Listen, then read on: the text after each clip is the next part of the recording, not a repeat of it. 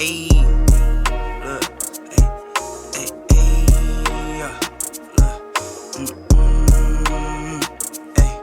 I'm in the lab like Dexter, brand new batch he tested. I'm with all the extras, don't try and bitch, I'm pressure. I'm the type to step on steppers, I'm the type to step on steppers. I'm the type to step on steppers, I'm the type to step on steppers. What is going on, everybody? Welcome back to another episode of the New Media Podcast. I'm your host, Ya. We hope you enjoyed the last episode because, as always, today's going to be an even better episode. Today, as you can see on our screen, it's just me and Abdi, but of course, Big H unfortunately wasn't able to make it today. But we got a couple special guests that I can't even call special guests anymore because they're just regulars now on this podcast, man. But of course, as always, we're always happy to have them. But today for the agenda, we have a little bit of NFL and a little bit of NBA. We'll talk about the Miami Dolphins and the narrative around surrounding their team right now, whether or not they could beat a good team, how legit they are. We'll talk about who should be the front runner for the MVP award. We'll also talk about the Niners and their struggles as of late and whether or not we overrated Brock Purdy a little bit. We'll also talk about the Kansas City Chiefs and then their struggles as well. Their loss on Sunday to the Broncos, ending their 17-game streak against them. And then we'll go ahead and dive into the NBA, talk about the Los Angeles Lakers. We'll talk about the Denver Nuggets, and then we'll close out with the NBA rookies and who's been showing out so far in the first week of the NBA season. But, of course, as always, temperature check. How's everybody doing today? Man, October's been a rough month for my Packers. I don't like seeing this guy across me, man. This guy sitting in the Vikings locker room, but you know, it's building blocks, it's process, man. Well, that's all I got to say about this Packers, man. For me, I'll be honest, this is sports therapy for me. The Raiders haven't been a great watch. We can only put up like 14 points a game. So I'm here to kind of, basically talk about emotions. That's why I'm here today. We'll just talk about emotions, man. Yes, sir. I appreciate you for joining us tonight, man, even though, yes, it's a disappointing loss, Glad you're here, buddy. Yes, sir. Yes, sir, man. It's been a fun season so far. A little bit of a whirlwind, I'm a Pittsburgh Steelers fan, man. We get our wins ugly, and we take our losses the same way. 4-3 right now. We're gonna keep pounding, and hopefully finish the season 11-6, man. A lot of fun football. Week 8. Week 8's been an amazing week of football, man. But as always, it's always good getting a win on the road against the Green Bay Packers. A little division rival. I'm not even gonna call it a rivalry no more, man. It's gonna be a bloodbath every time we see them. But unfortunately, we lost our quarterback in that war. But at the end of the day, it's all good. A win is a win. I'll go ahead and take that.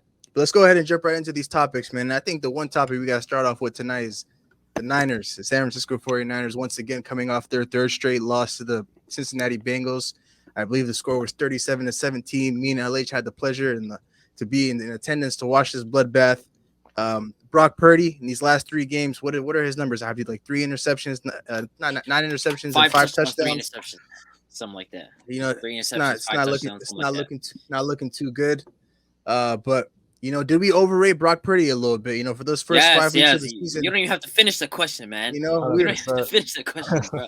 I already told y'all overrated this guy. Listen, Brock Purdy is a solid quarterback. Nobody ever disagreed with that. There's certain skills that he has. He has good accuracy, good anticipation. Cool. Outside of that, there's nothing that Brock Purdy brings that you're like, wow, he has that wow factor. And again, you guys were in attendance for that Bengals game. What the hell was that interception where he was throwing to Elijah Mitchell? Like, come on, man. The little dump off throw where he's supposed to throw it out of bounds. That no quarterback does that throw. And then the second one, he just completely whiffed it, trying to throw it to Ayuk. I mean, like, this is who Brock Purdy is. Like, it's all cute and all when he has the Avengers and he has Trent Williams there and he has Debo taking a 6-yard pass, 60 yards, CMC doing his job, Ayuk and Kittle wide open. But when adversity hits, you need creators at quarterback. You need guys that are going to get out the pocket and make big plays. The first half, I think he had a pretty solid first half. In the second half, it all dwindled down. It kind of reminded me, again, of the Browns game where he didn't look good. He didn't look good, and people are blaming weather conditions. And the week after, the same thing. I mean, it's the same story every single week now. I think people have overrated Brock Purdy. They're putting him in discussions he didn't deserve to be in. I mean, like, think about it. People are talking about, should Brock Purdy have a chance at the MVP? Like, whoever thinks about Brock Purdy in the MVP, man. Like, I'm glad we kind of put this to bed, man. That's all I got to say. I'm glad we put this, Brock Purdy stuff to bed. Yeah, I agree with you 100%. I always judge a quarterback of how they play when they're behind, and this is 3 games where Brock Purdy had a chance to prove himself at an elite level. I feel as though Brock Purdy is not an elite quarterback, and I say that with pride. I'm not a 49er hater. They're a very fun team. But as of late, their new name should be the San Francisco McCaffreys because that's their whole team right there. You know, That was a good they're one. they're getting dismantled at all angles on the defensive end. I know everybody's saying that their secondary is barbecue chicken, but their all pro linebackers are also getting treated like barbecue chicken. When I'm saying you have third down backs getting 16-yard gains on you, we seen the past week when they played Minnesota, Cam Akers almost had a career day. And I bet Cam Akers is still learning the playbook for the Vikings. He's just seeing openings in this sweet defense and taking it all the way.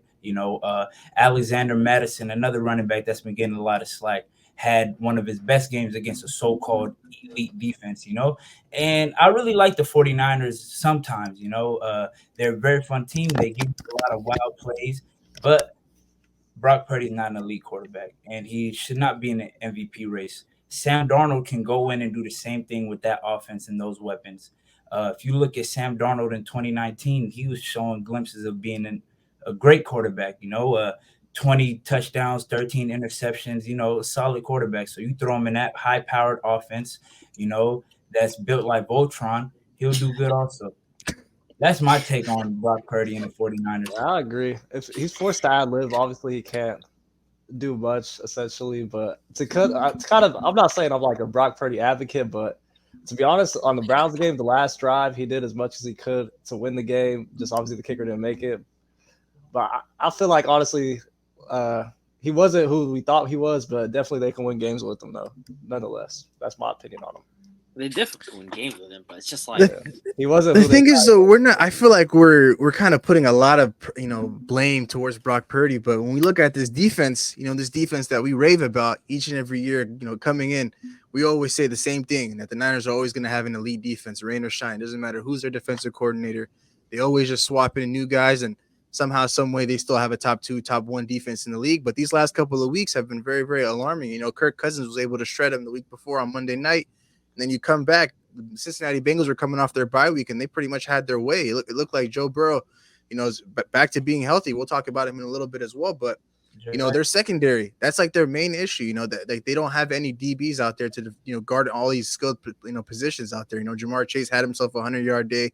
T. Higgins, who's had a pretty down season, had himself 6 catches for 70 yards. And so I feel like obviously the blame should be equal, but I understand why the blame's going towards Brock Purdy just because of the discourse that's been going around for these first 5 weeks, first 6, 7 weeks, obviously, because, it's Brock Purdy this, Brock Purdy that. Who should be the MVP of this team, whether it's McCaffrey or is it Brock Purdy? But a lot of the talk that's kind of being swept under the rug is just their defense that hasn't been playing up to the, their standard. But they've also been missing a couple of guys too as well. They've been missing Debo for the last couple of weeks now. Trent Williams has been out for a couple of weeks now. So, they got the bye week at the right time. But at the end of the day, I feel like their defense is kind of what, needs to lead them to victories, kind of put Brock Purdy in short field situations, kind of like the Dallas Cowboys with Dak Prescott. But at the end of the day, though, LH did highlight something very important. We've never seen Brock Purdy play from behind. And, these last couple of weeks, he's been playing. You're muted. So maybe it's Brock Purdy. Maybe it's the defense. I guess we're just going to have to wait and see on that. But anything else you guys want to add before we move on? Nah, come on. One thing that I also noticed too, is that me personally, like when you draft somebody as the last pick of the draft, and they meet these type of expectations and ball out the way he's been balling out, I'm not going to take all credit away from him. I mean, he won games, he has played nice football, but nobody drafted him to be a franchise quarterback. You know what I'm saying? Just like how Dallas did with Dak Prescott. He was a 4th-round pick. He ended up doing good. The only thing Dallas failed on that end is they paid him. So now they feel as though he has to be that guy.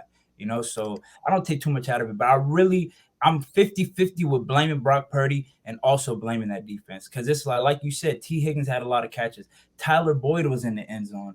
Yoshiva was in the end zone. A rookie or maybe a second-year undrafted player, I don't know. When you go to the Minnesota game, Powell's getting receptions. You have Osborne catching back fades. They're playing their best football of the season offensively. Rookie stud Jordan Addison looked like a vet out there. Looked like Jamar Chase, Jay Jettas, So it's a 50-50 Hey, toss. you're forgetting too. Amari Cooper cooked them too. And Amari Cooper cooked them. And that's Amari So Cooper's one of but he's those a wide vet, but receivers, yeah. He's one of those wide receivers you expect to cook, But I'm saying like you got that defense that you guys rave about, come bring it forward. You know what I'm saying? It's like they took the that's definitely like the Achilles heel of their defense. So the DBs, Kufunga, just like he gambles on plays. It's a whole bunch of guys that consistently. He's a tackling safety. Hufunga's a tackling safety. Yeah. He's not a cover safety at all. Travarius Ward is either he's getting a play action or he had a bad game against the Vikings. Yeah, horrific. Man. That guy's not good, man. There's a play where Addison why just they snatched got the him. ball from him. Yeah, he had to get his chain man. back from that. The one guy though that set the tone yesterday for the Bengals, Joe Mixon, homecoming game, 16 carries, 87 yards, and got himself a nice little game sealing touchdown. He was the guy that set the tone for the Bengals offensively. He got the ground game going, and it's kind of funny because the Bengals' first drive, I think they came out with like 7, 8, 9 straight passes. It wasn't up until they got into the red zone where Joe Mixon got his first touch.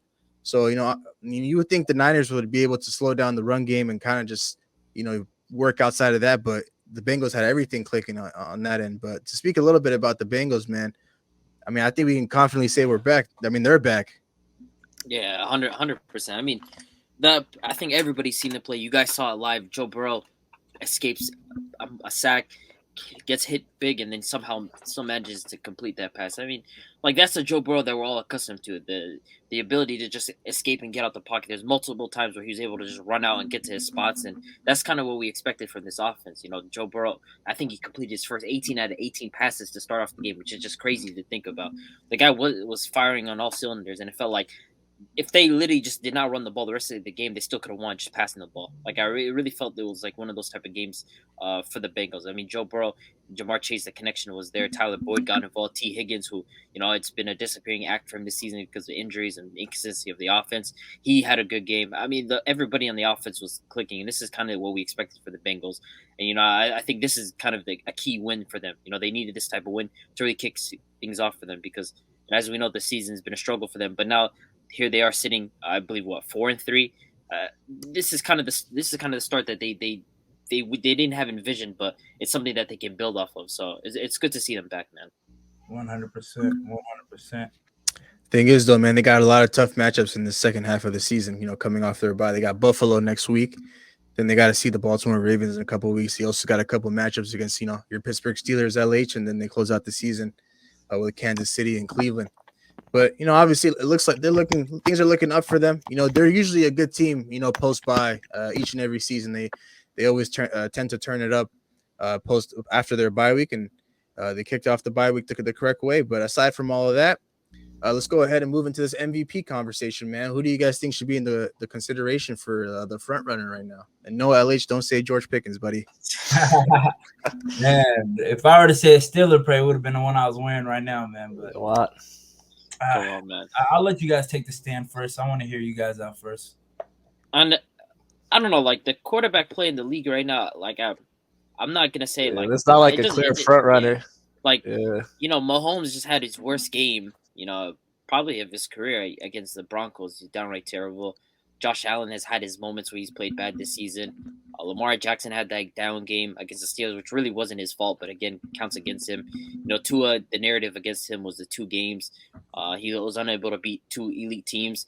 And so I sit here thinking, should a guy like Tyreek Hill be in consideration for the MVP with the pace that he's on in terms of the receiving yardage and just his overall play? But again, this is a quarterback type of award. So for me, I can't lie. The front runner, it's Lamar Jackson. I think Lamar Jackson's having an absolute monster season, and the stats are kind of underselling him with how great he's been. Even this last game that he played against the Cardinals, he was great. And even then, Gus Edwards had 3 touchdowns. It kind of undersold what Lamar Jackson was doing. But the completion percentage are at an all-time high for him. He's just hitting passes left and right. The rushing is still there. The ability to make plays outside the pocket. We saw what he did against the Lions. He absolutely dismantled them. And that's kind of what we're accustomed from Lamar Jackson. This type of offense, it's suited to him. It allows him to make plays with his feet and allows him to make plays inside the pocket. And so for me, he's a front runner with how the Ravens are looking right now. I think they're an absolute juggernaut. And to me, they're the biggest threat when it comes to knocking off the Chiefs, man. Before we go ahead and move on, Finally, Big H was able to join us tonight. Welcome on in, buddy. And I'm gonna put you on the spot. MVP. Who you guys are front runner? Number one, Lamar Jackson right now. Okay. Yes, sir. Come on, man. Big trust. My boy LJ, man. Big trust in that 6-2 right now, man. Very Really, efficient. once my guy Tua gets that signature win, we're running off with it. I'm telling you that. Tua just needs one. That's the thing. One signature win. He's That's still all it chasing takes. that signature win. Hey, I mean the stats are there, bro. The stats are there, and obviously like Reed could get it as well. The stats are there for Josh Allen too, man. Yeah, stats are there for Josh Allen, man. Hey man, we got two nice guests on the pod though, man. Shout out to my guys, man. Two familiar faces, you know. One's a Steelers fan, the other's a Raiders fan. The Raiders, tough loss, you know what I'm saying? Tough loss. Man. Let's avoid that conversation right now. A lot of problems. The guy on the bottom of the Steelers jersey, a lot of outrageous stuff that he be saying, but I'm gonna go check him on this pod. Yes, sir. Hold him accountable. You ready for it? But for me, though, to get back to this MVP conversation, I think number one, if I had to, it's a quarterback award. So if I had to pick a quarterback, I would say Lamar Jackson. But for me, the second quarterback would obviously be Tua. But the only thing that's holding him back right now, and what's hurt in this case, is number one, just the fact that people are kind of downplaying how good he's been so far for the Miami Dolphins. They just don't know how much credit to give him. Is it Tua? Is it Tyreek Hill? Is it Jalen Waddle? Is it this offensive scheme that they run, Mike McDaniels' offense? You know, they're saying that, you know, obviously Tua is not, he's not this type of quarterback without Tyreek Hill, but they're just, you know, picking at straws and things of that nature. But for me, Lamar Jackson will be one. Tua, if he's able to go ahead and get a win against the Kansas City Chiefs upcoming week, you know, the discussion might be a little different. But if this award wasn't for a quarterback, if this wasn't a quarterback award, Tyreek Hill would easily be number one right now, because just based on the fact that he's already surpassed 1,000 yards in only 8 weeks of football. They haven't had their bye week yet, but by the time their bye week hits around post Germany, he'd probably be around somewhere around 1,100 yards, maybe even 1,200 yards, depending on what type of game he has against his old team. So that for me is my MVP pick for sure. I can't see Tua ahead of Josh Allen though.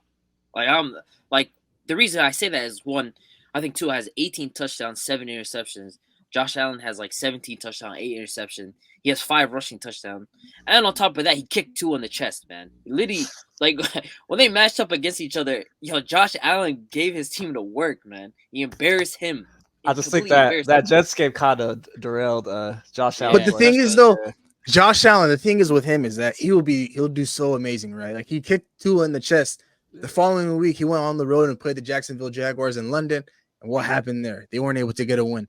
Then they come back and they bounce back and they win another game, and they lose a game they're supposed to win to the New England Patriots. So I feel like, you know, Tua's losses are bad as well. Don't get me wrong. He hit the 2 losses that they got to the Philadelphia Eagles and then, of course, to the Buffalo Bills. But other than that, Tua's doing his job. He's beating teams that he's supposed to beat. Josh Allen's losing the teams he's supposed to beat. Like, it doesn't make any sense. Would y'all have Jalen Hurts instead of Tua or ahead of Tua? No. Yes. No, not at all. Not a chance. I'll take Jalen Hurts over Tua. Talk to me, LA. No, he's talking about MVP race though, not in general. MVP race, yes, sir. MVP race. Me personally, you know, this might be a hot take to some of you guys. You know, I love LJ, Lamar Jackson, my favorite quarterback. You know, even though he's my division rival, I'm a big fan of him. You know, but my MVP front runner is Jalen Hurts. And, you know, he might be having a lot of turnovers this season, but name any other quarterback that we just named right now that's not having a lot of turnovers. He's second to picks under Jimmy G, by the way. I think everybody has like what, 8 interceptions or something. They all like have that? 8 interceptions. Yeah, so 8, 9. Patrick Mahomes, Josh Allen, Jalen Hurts, they all do, you know.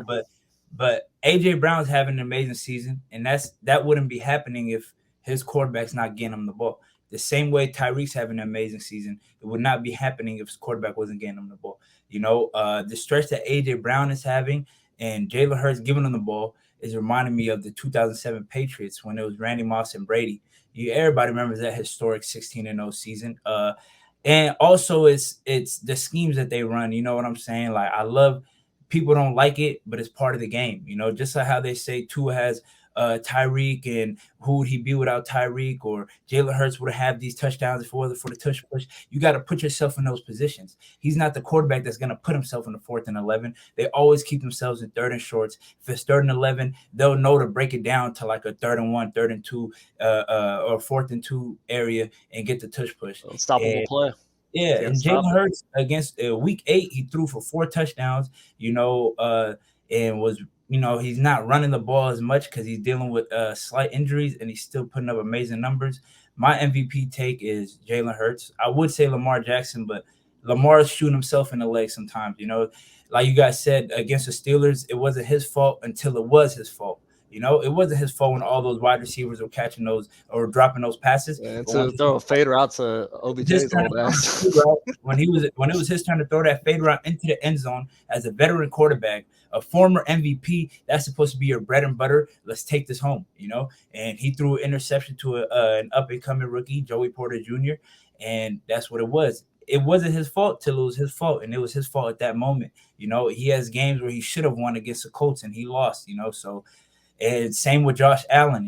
Josh Allen's been – I wouldn't say Josh Allen's been playing ugly football, but if you guys watch the Bills games, there's been a lot of ugly games besides the Miami game, And even the Miami game, Tua is only on one side of the ball. And, you guys said that Josh Allen gave Tua that spanking, that old school ass whooping, but Tua is only on one side of the ball, man. And if that offense is still putting up double digits, that defense has to come and show up for Tua. That's my take. Jalen Hurts, baby. It's a fair assessment. Only thing I'm against with Jalen Hurts is just like I feel like his general play comparing to last year is just like taking a nosedive in terms of like his passing, protecting the football, just how he is as a quarterback. This last week he had a monster week, but before that, I felt like it was everybody was talking about. The Eagles are still winning, even though the offense hasn't been good. The red zone offense has been inefficient compared to how it was last year. Last year they're complete animals when it came to the red zone. This year they're not as good in the red zone. It was a struggle, and everybody was saying, "Well, it's not a worry. They'll figure it out. They still run the ball." And the next thing Jalen Hurts starts having a couple bad games, starts stringing games where he's unable to really complete passes. He's able to get the ball to AJ Brown, but outside of that, the offense isn't really performing to its level. I think when I look at it like overall in the season, I think game by game, like I feel like those other 3 guys that I mentioned, like Lamar and Tua and Josh Allen, I feel like they've had an overall better season, like when you compare week by week. But again, Jalen Hurts, he has 13 touchdowns, 8 interceptions, I think 6 rushing touchdowns already. So it's not like he's not unable to be, that type of guy. But I feel like I just need to see a couple more weeks of that type of play. Hey, can I stop you right there? You got to look at it this way. You see the offense gets better week by week, right or wrong, with the Philadelphia Eagles. And that's with the new coaching staff. If they had the same coaching staff from last year, they would have been out the gates with it, So now it's like they're adjusting to everything. You have DeAndre Swift, hometown hero, coming through, adjusting to the offense, being a hybrid of a power back and a slasher, So it's week by week they're getting better, and they're still the top team in both the AFC and the NFC. So it's gonna be a long ride for Philadelphia Eagles, but they're getting it together slowly but surely. Bandit, I'm very, very surprised you're not sitting here advocating for Trevor Lawrence, man. Jaguars are one of the hottest teams in the league right now. The Prince, they're winning, but they're winning in ugly ways. So statistically, he's not doing as hot, but they're winning games, so I can't really vouch for him on this. This is a conversation I have to sit out, but I'm a big advocate for the Prince. Hey, you already know what happens, man. Hey, we're what's it called? We won a national championship together. You can ask him. I was direct. I was there. It's the Jaguars. The offense just hasn't been exactly what everybody's clicking. It has been like they've been getting wins, but their defense has been playing really, really well. I will say this though: I think Calvin Ridley's really going to figure it out later in the season because Zay Jones is not there yet. So he's kind of running the Zay Jones routes. He's running the deep routes, kind of the decoy routes. But once he's back, that's going to affect Calvin Ridley's game, and he's going to come back and obviously have a better late year. Yeah. I really like the Jags. I really like Travis Etienne's been amazing, man. He's been cooking. Going crazy to start off the year. Yeah, and that Travis Etienne and Trevor Lawrence, they're gonna click too, just like that duo in Cincinnati. When you have a college teammate that you played with and you guys are familiar with each other. It's almost a similar story. They both went and won a national championship together, just like Burrow and Chase did. And you see how they clicked in the NFL. Doug Peterson, amazing coach. that defense amazing. Trevor Lawrence, great quarterback, great wide receiver, very underrated wide receiver room over there. I feel like Christian Kirk's doing really well this year. Yeah, and Calvin Ridley's getting the hang of it. You know, they were against my team, Pittsburgh. I seen a lot of Calvin Ridley that game. He was getting us in the seams. You know, big catches. All his catches were big catches. It wasn't. He's a wide receiver that needs to run like the intermediate routes, like kind of the cutbacks and stuff. They got to run in the deep routes, so that's not him.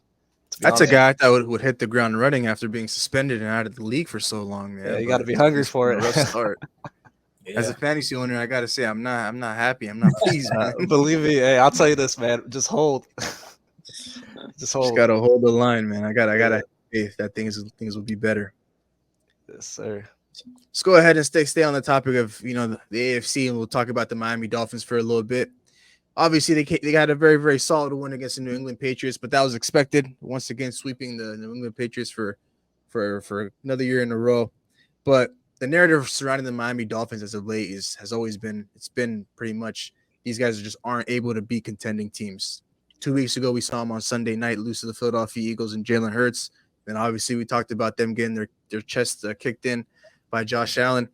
How serious of a contender are the Miami Dolphins? Are we sitting here taking them seriously, or are these guys just obviously they're just going to be a playoff team, but they're not going to really make any noise when the time comes?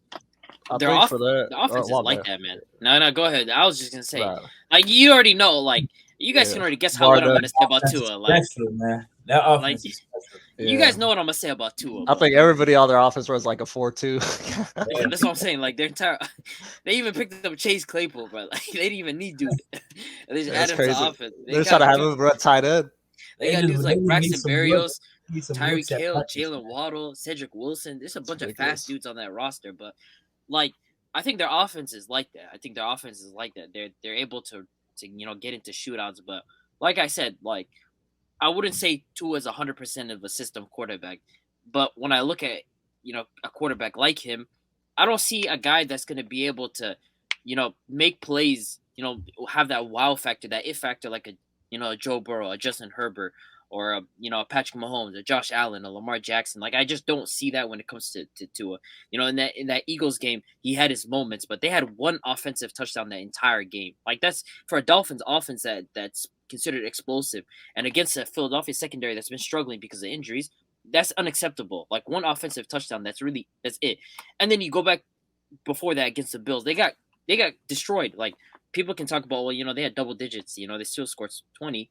They got demolished. If the Bills were complete control of that game. So for me, it's like, do I believe Tua can be that type of quarterback where he can engage in shootouts with, or he can compete with a guy like those elite guys? I just don't see it. I don't think he's gonna be that type of creator where I feel comfortable enough going into the playoffs where Tua can lead me to a Super Bowl. I just don't see it. So I mean, for me, I was gonna basically kind of my bad. Let me say something. So for me, I think basically like the way they were getting attested, or basically people were having opinions on them, was the Bills game, right? Am I yes or wrong, guys? Yes or no? Yes, sir. Mm-hmm. Yeah, you're right. The thing about the Bills game is they're running their DB1 as Eli Apple. Like, that's crazy. Now they're getting Xavier Howard back. They're getting Jalen Ramsey back. I want to see them play the top teams with those guys, and see the top wide receivers try them. So I feel like they weren't playing teams at their full capacity, to be honest. So 100%. We got to see the Dolphins at full capacity, in my opinion. I feel like they faced the Eagles not at full capacity. The Eagles were missing a bunch of starting cornerbacks and stuff like that, and they got cooked by the Eagles. Vice versa. That's true too. That's another team that it's the elite playoff team, elite team that we hold high regards for, a top probably 3 or 4 team in the NFL right now. Am I not wrong about the Bills game though? They're running Eli Apple against Stephon Diggs. That's crazy. Like, come on now. Had his best game of the season, man. He had like 130. The opposite side, their defense is missing 7 or 8 guys. Their defense was missing Von Miller. Their defense was missing the start. What was their linebacker name again? Matt McFarland. Matt Milano. All these guys, all their star safeties were injured. It's no difference. You come to the field hurt. If you're gonna pull the excuse card, everybody can do the same. And they just got tapped against the Bills. I ain't gonna lie. You dropped 71. But that was the sole premise of why they lost, though. Literally, Stephon Diggs was like cooking a rookie. It was 20 points they only scored. They dropped 70 the week before, and then they came down to earth the next week. All right. I think what Bandit's trying to say is that the Dolphins could have had you out there, and you would have done a better job than Eli Apple. That's what he's trying to say. I don't know why. But y'all talk about this offense though. Yeah, I don't know Josh why Allen scored. Josh Allen threw 4 touchdown passes. Where's your response? Come on, where is your response? Come on, they're cooking like that at home. Like obviously, like the momentum's on their side. It's a divisional game. People gotta take that into account as well. So divisional games are always giving excuses for divisional games now, right? We're giving divisional games are always. My opinion, all the Dolphins are not at full capacity. That was my opinion, and I'm right about that. Bills wasn't at full capacity either. But I'll tell you one thing. Abdi, hold on. One second. Some shame for divisional games, though. One second, Abdi, I got something for you. Right, the Bills weren't at full capacity, but the Bills have had their best defensive player of this season on the field. And you guys can disagree or agree, but that's I think Matt Milano. He was hurt that game. Bernard White's out too. No, Matt Milano was the best defensive player. Bernard has been playing the best for them this season. Matt Milano has been their best defensive player. No. There's a reason he's a defensive captain. And I'll tell you this. When did Milano get injured, though? That's my question. I swear, I thought it was a Giants game. I don't watch them enough to tell you that. I'm going back to the game right now. We can go ahead and we're going to fact check that. I can tell you this to piggyback off of what Banda said. Xavier Howard and Jalen Ramsey will be the Waddle and Tyreek of that defense, basically. Like that team at his Milano did get hurt the Giants. I just want to say Milano did play. He did play in this game. He played against the We got him. Look at the stats also. Yeah, thought I was tripping, man. Who is leading their defense? It was Bernard. I think Bernard had an interception that game, right? Fumble. Something like that, yeah. Recovery fumble. Something like that. Micah Hyde had the pick. Micah Hyde had an interception, right? But I'm saying Miami at its full capacity could be. Their offense was full capacity. Why couldn't they score more than Xavier Howard? And they had Jalen Phillips didn't play against the Bills. Did he or did he not? Oh yeah. What was Tua's response? Crucial player on the edge. What was Tua's response in that game? I get it. I get it. But look at my team. We're not talking about the Steelers. Look at my team. We're not talking about a conversation right now. Listen. We can be down 21-0, right? Our defense will get 3 stops in a row, put us in great position, and next thing you know, the game is 24-21. Yeah, you can take a nap. Steelers down 21-0. You gotta let them know this, man. It's complimentary football. So you're telling me that with players like Xavier Howard and Jalen Ramsey and Jalen Phillips, like I said, Tua, he gets punched in the mouth. He doesn't know how to respond. That happened against the Bills. But think about that. The games, bro. Look at the game summary, though. The game summary for the Bills that game was score. There was no punts, bro. There was no punts. You gotta play complimentary football. He got tired at halftime. I gotta add this. 31-14 at halftime. You only scored 2 touchdowns. So you're telling me you're a Seattle fan, right? Your defense is really good. You got Spoon. You got a whole bunch of guys down there, right? You guys play complimentary football. You guys get stops. You get the ball back for Gino to execute and get and score. Dolphins defense wasn't doing that. Come on now. Yeah, they can't score. Hey, it's not Tua's fault. It's Eli Apple's fault. I'm not blaming him, bro. I mean, he had a terrible day, man. I gotta see what happened against the Denver Broncos. I'm sorry, obviously you weren't good enough to beat them, but the Denver Broncos are one of the worst teams in the league. It went from being this high to this low in the span of 6 days. They face a trash team and then they face a real team and it goes like that. I mean, the thing is, against Philly, it was a little different though.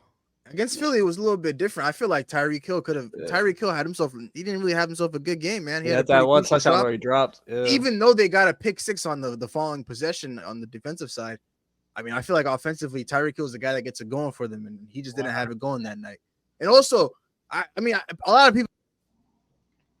Oh, man, you're muted. You're muted. Still muted. Yeah, there you go. All right, I think I'm back now. The one thing that was alarming for me from that Philadelphia Eagles game was just the fact that the Philadelphia Eagles had 0 penalties, and people were going back to that game, pulling up highlight after highlight of flag after flag. Like it just didn't make any sense. Like, how does a team go a full game without committing 1 penalty? Like it just didn't make any sense. So I just feel like, obviously that Philadelphia Eagles game, I'm not going to go ahead and sit here and scratch it. It was just a tough loss for the Miami Dolphins. But for that Bills game, I'm watching it because at the end of the day, it's a divisional game and it was on their home turf. I told you guys when they lost, they're gonna have to see them again in Miami, and we saw what they did to them last year against Miami in Miami. So I feel like the Miami Dolphins are still good. They're still right there. They do have an opportunity though to make a statement, as they go on the road to go to Germany. They ain't got to worry about Man, if they lose to the they ain't got to Chiefs, worry about man, the Bills this dude, week. if they lose to the Chiefs, man, just know that narrative is gonna be crazy. Hey, we gotta talk about Mahomes though. First off, we're gonna get past the Dolphins. It's a nasty game for him. We can go ahead and jump right into Patrick Mahomes right now, man. How concerned are we with his play? I mean, that's just the worst game of his career. I don't think we'll ever see that version of Mahomes, especially against the Never Broncos. again. I mean, Never like again. that was just a downright terrible game, man. I don't know, There's man. no other way to put it.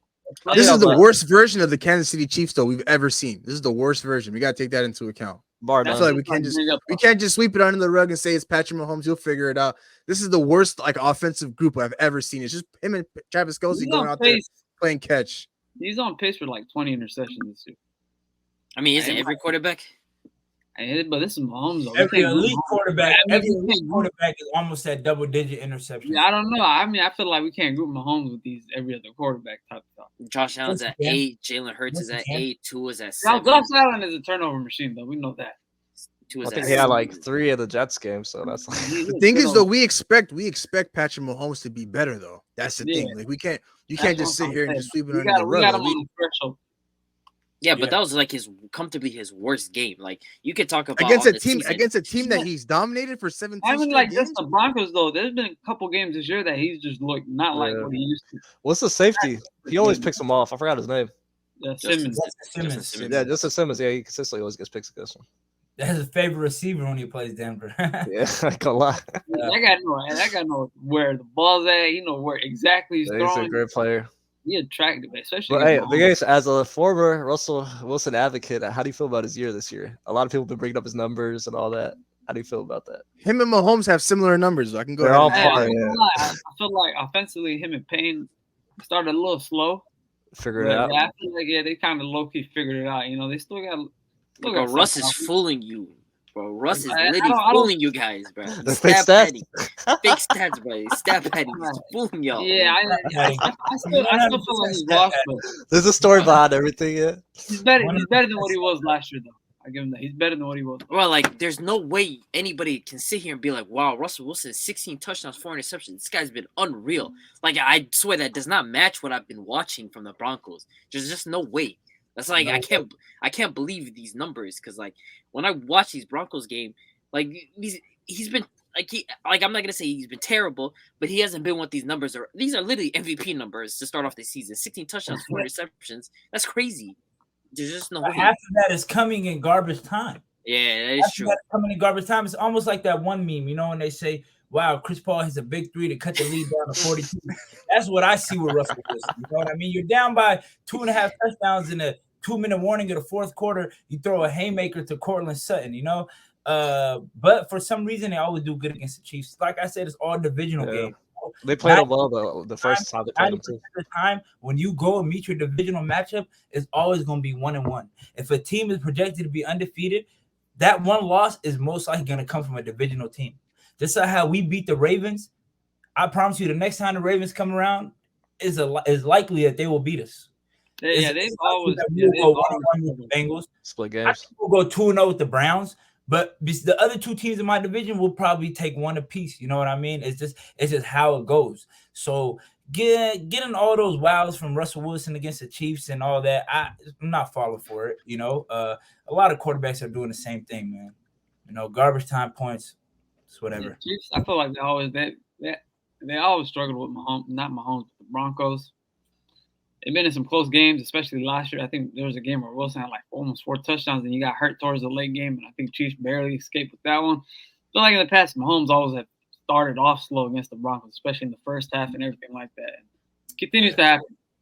Yeah, but I think it's an anomaly as far as like the game of like Mahomes in that game. But I ain't gonna lie. I mean, yeah, it brings up a good point. Like that the skill players. Yeah, I want to say that. I ain't gonna lie.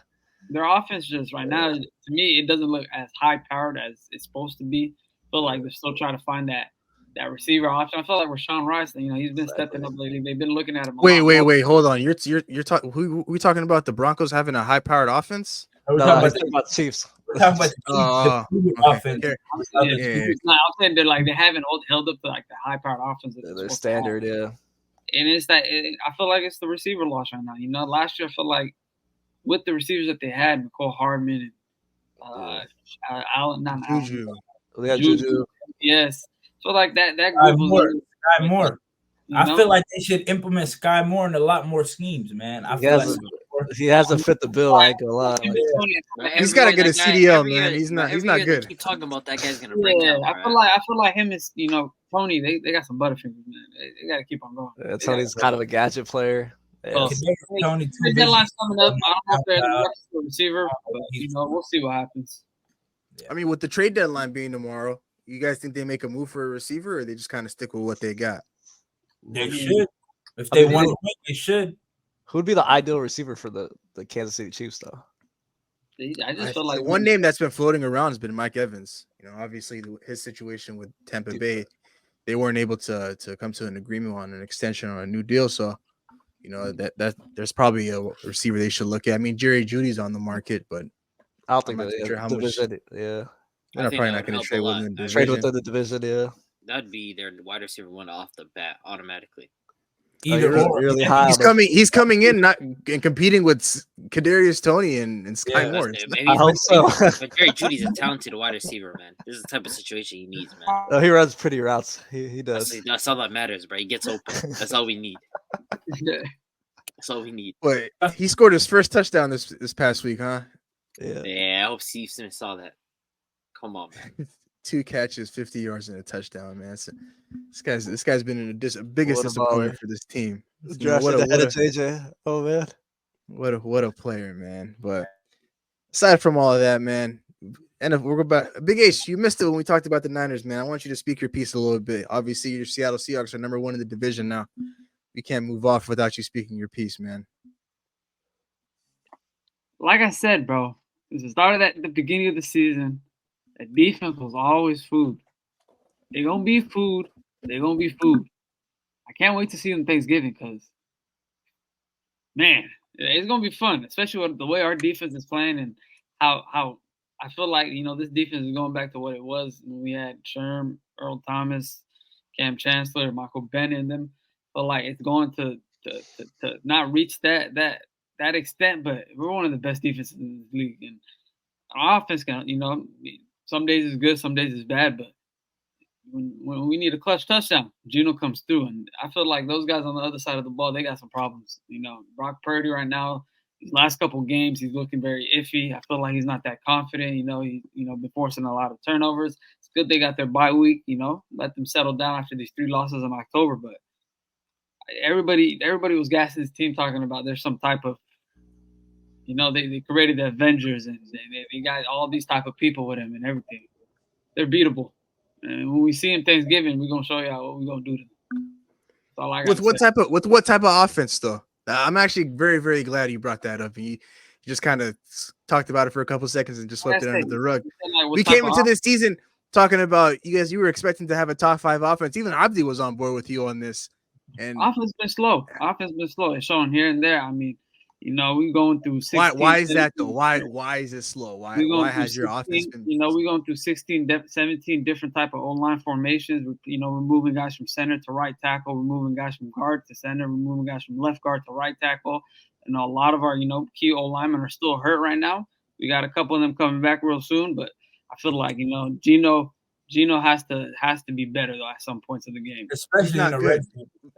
Can we just say he's not good? I mean, you were calling Brock Purdy a top 10 quarterback, but I mean, I'm not going to. Brock Purdy's still better, even though he's struggled the last couple of weeks. He's still better. We seen 2 weeks of Brock Purdy and somebody was screaming top 10 quarterback. I mean, 2 weeks of good football is top 10 quarterback. 10 total games in his career, and people are talking about Brock Purdy's a top 10 quarterback. But what the hell happened to the NFL, bro? What happened to my league, man? Wait, Abdi, hear me out. Big Ed, hear me out. Listen, I don't think we should compare Brock Purdy and Geno Smith together. I'm not comparing. I don't want to get to Brock Purdy right now. I want to stay on the Seattle top. I'm not comparing the two. I'm saying just. I kind of know where you're gonna get at. Continue. Can we stay on Seattle, please? Yeah, like, I feel like Seattle's 5-2, you know, and I don't take no credit away from them. You know, it's not surprising at all because you guys got a guru of a coach, is Pete Carroll. But I think that besides the O-line situation, you guys are not scoring in the red zone. You guys are banking on Kenneth Walker to get you guys there when Kenneth Walker drove you guys there. That leads to my question, actually. I'm going to ask you this. No, I'm going to ask you this. It's going to lead to like what you're saying, though. What skill player has not or like is not showing up for them that you're thinking of? We know who, man. It's DK Metcalf. It's DK Metcalf. The day he got drafted. Hold on, BK. I'm gonna let you rap too. But the thing about DK Metcalf, continue. Hold on, continue. I'm not gonna say I dislike him, but I don't like nothing about him when it comes to him on the football field. You know, you are physically gifted with size, stature, and everything, but you cannot play as an elite quarterback. As a dude that big, you cannot make those, you know, those type of plays that those I'm always open wide receiver players make. Those Jamar Chase, 2 people over the top, AJ Brown, Tyreek Hill. There's a bunch I can go on, you know, but this is not about DK Metcalf. It's about them scoring in the red zone. You guys drafted a rookie, first round, 20th pick. He was the first rookie off the board, if I'm not mistaken, right? First rookie wide receiver. First rookie wide receiver. You guys cannot incorporate him into the offense the way y'all should. That means you guys did not focus on the offense as much, or you guys aren't giving the offense as much attention as it needs. You know what I'm saying? Plug and play, yeah. It's a lot of plug and play. Bro, I really think the biggest issue is this force feeding a DK so he doesn't cry later on. I really like the guy. He got 9. How many targets did he get to start off the game? 9 targets. Follow Kenneth Walker, we win every game. We go away from the run game. How many targets did DK get to start off the game? I think it was almost like 9 targets in that first half or something like that. Like I feel like previous game against the Browns. This last game that you guys just played right now. He had like 6 or 7 in the first half. The guy was getting forced. Like I feel like I really truly believe this force feeding of DK is causing issues for the offense. I really think because it's in the back of the coach's, Gino's mind and the coach's mind. Like, hey, we got to keep this guy satisfied, or you know, he's gonna have another CTE rage moment. This guy's gonna start pushing people off across the field. Like, I really think DK, but he's too much of a diva wide receiver. Versus when I see Lockett, just consistent, gets the job done, doesn't complain. And the whole JSN situation, it's an issue because it just ties back into the offensive line and, you know, your guys' efficiency when your guys are in 13 personnel, you're in personnel where it's 2 tight ends and 2 wide receivers or any other personnel any other personnel where Jason can't be in. I think that's been your most efficient type of plays. And so it works both ways. Like you guys can't have him out there because your offensive line can't block it and give Gino enough time to get him open. And on top of that, he can't be out there because you need, you know, those tight ends to be blocking. So I feel like, but this last touchdown that he got, I mean, that's just a huge boost, you know, for a rookie wide receiver. So, you know, I'm hoping to see more from him. For us, these last 2 weeks, he's being more implemented into the offense, especially with the week 1 with DK, you know, sat out injured. He, I think, like 5 catches, 66 yards and a touchdown. Then last week, you know, big game-winning touchdown drive for us. Him coming up with that touchdown, got to pay DK his respect. He made a big block in the end zone there. So, for me, DK in the tantrums, and it's too late for us to cut him. We paid this guy big bucks. We're going to have to deal with it. It's going to come with the attitude and everything. He just got to, you know, get straight and focus on it. But the offense, I feel like the way we, you know, we're supposed to run the ball, we're not running the ball with Kenneth Walker. I feel like, you know, we give Kenneth Walker his touches. It worked early on in the season. He started off hot. And these last couple of weeks, his touches been just going down. It's just going down. We're trusting Gino to throw the ball a lot more, which puts him in a position to throw more turnovers. You know, this week, two interceptions. The week before, he had interceptions. So I feel like, you know, us stepping away from the run game kind of sets up the offense to, you know, just go on a one way where it's try to target DK, or, you know, they're going to double team Lockett, or, you know, try to find your tight ends in those type of personnel sets where they're blocking, or it's a play action play and just get a 5-yard dump off the tight end. So for us, I feel like, you know, the run game opens up the bigger play action plays. It opens up, you know, the deep ball more. It opens up, you know, finding DK down there, finding Tyler Lockett down there. I feel like that's what we're missing. We're one of the best play action teams last year. Right this year, I feel like we can find DK down there. We're one of the worst play action teams. I think the jury's still out for you guys' offense. I mean, you guys had that spark last year, and obviously, I'm not worried. Which was a fluke. It was a fluke. It was a fluke of the year. The same guy said Seattle's gonna have one of the worst defenses. I mean, he's not gonna speak about that again. Though, and it's crazy. It's crazy. Yeah. It's the opposite now. Your defense is amazing, but your offense can't do nothing. The offense is not one of the worst offenses in the league, though. But that's what you would want, though. A great defense. You have But your offense has taken a huge regression from last year. In the league, though. Our offense is not one of the worst offenses in the league. It's not one of the worst, but you're still a regression right now. A little regression from last year, but it's not worse though. It's not a little regression. You're not going to speak about what you said about our defense at the beginning of the year. Like right now, you guys are like middle of the pack. One of the worst last year, you guys were like top 10. Yeah, your defense has stepped up massively. I give you guys credit on that. But coming into the season, you and Abdi were expecting this offense to be a top 5 offense in the league, arguably even competing for the best offense in the league. And that hasn't even shown yet. I wouldn't even consider you guys a top 10 offense right now. A top 15 offense. I think y'all like 17 right now or something. 100% be a top 15 offense. But you guys are probably once we get Abe Lucas back and Ethan Hayes back and the O-line set, we on roll. And that's going to be probably not the Ravens week, but the week before the Niners. And that's the thing is, you speak about Kenneth Walker and getting the run game going. Kenneth Walker is not a workhorse back. I don't know why you're expecting him to get at least 16, 18, 20, how you gonna tell me like he's Derrick Henry. That's not how it works. He's getting why is he picking up these knick-knack injuries if he's a workhorse back? They got Derrick Henry doesn't get hurt. CMC, he's injuries prone, but he's been healthy so far, and the Niners have been running him to the ground. 17 straight weeks of him scoring a touchdown. That's not who Kenneth Walker is. He can't. All those touches he can't. He's unable to sustain that. Physical back. Kenneth Walker is a physical back. You have your number one back. You're not going to give him more than 15 carries. What are you talking about? You got to build the reason why. He only got 8 carries, by the way. There's a reason why you gave him 8 touches, bro. You gave him 8 touches this past week. If you're on the field, you're not hurt. We're not going with that card. If somebody's on the field, why did he get 8 touches then? Why did he get 8 touches? Like I said, we're going away from the run offense like we did the week before. And the week before that, it's been 3 weeks in a row. Has he been hurt for 3 weeks in a row? Are you telling me he's been injured for 3 weeks in a row? He's been dealing with injuries for these last couple of weeks. He's always on the injury report. Is he not? Is he not on the injury report? Take him off the injury report and he plays. Yes or no? But during the week, is he on the injury report? Yes or no? People go through the injury report and end up playing, but they're still dealing with Thursday. On Thursday, he's not on the injury report. Yes or no? Thursday, he didn't even practice on Thursday. What are you talking about? He didn't practice. He barely practiced on Friday. Wait. So I don't get it. Are you trying to say Kenneth Walker is not a workhorse back? He's not. He's saying he's an every down back, but I disagree. So what we've seen from him last year, from what we've seen from him last year, we're saying he's not a workhorse back. Well, I mean, you guys are throwing Zach. We're talking about him right now. Kenneth Walker is 100% a workhorse back. He's not an every down back though. But listen, he's not just a workhorse back. He's the entire offense for them. But he is. What I mean? When they try to pass in the red zone, you see what happens. They don't have an elite wide receiver. Tyler Lockett's on his way out. I'm serious. His offense is disgusting. And I love Seattle. What about DK? What did DK do? I was told JSN that he was the best rookie receiver coming out of the draft. What I'm here to talk about is a player that I'm a fan Steve's kind of messing him up, though. Listen. I'm here to talk about a player that I'm a fan of, which is Kenneth Walker, right? Kenneth Walker is being overused.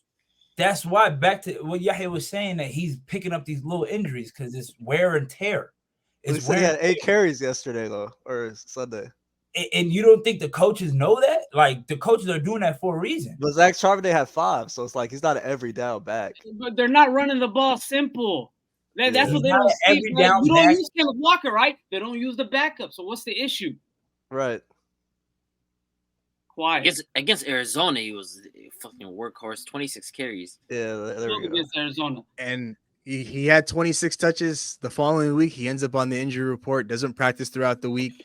Probably practices and limited on a Friday. Shit happens. Ends up suiting up on a Sunday. 8 touches. I'm telling you, it's not.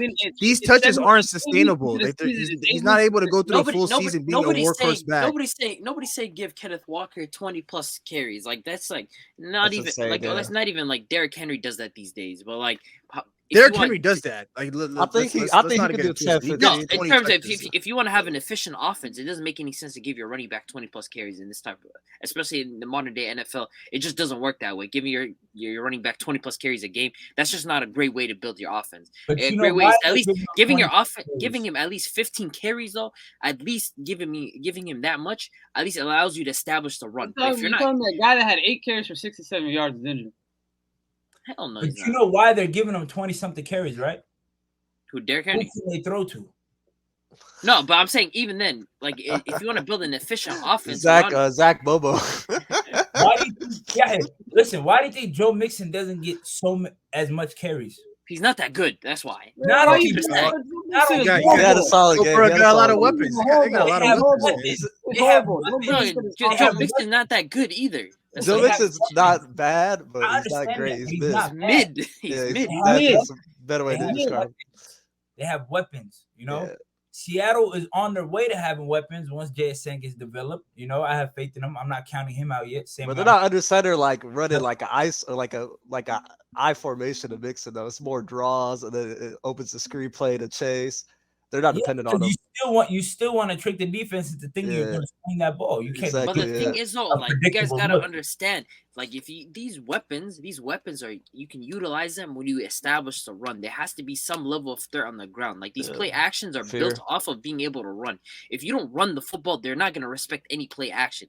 If I see your running back only had 5 carries, I'm not going to respect your play action because of what? He hasn't touched the ball all half. I don't care about that. If I see Kenneth Walker and you're going to run a play action, and I know he hasn't ran the ball more than 6 times in a game, I'm not respecting that. Joe Mixon, I think he had 13 carries this last game, 14 carries. I think he had like 84 all-purpose. That's establishing a level of run, you know, in this offense. Of course, they have unbelievable weapons in Chase and T. Higgins, but at some level, you got to establish the run, and that just doesn't exist with the Seattle Seahawks. This is how it is. The thing is, my problem isn't necessarily even with Kenneth Walker and whether or not he's a workhorse back. I don't think he's a workhorse back. My issue is with Geno Smith, the guy under center, the guy that Big H and you were hyping up to start off the season, the guy that was supposed to lead this offense to a top 5 offense. LH is talking about they don't have the weapons, but the conversation was a little different from your guys' side. DK Metcalf, Tyler Lockett, and then you add JSN into the mix, the best rookie receiver coming out of the draft.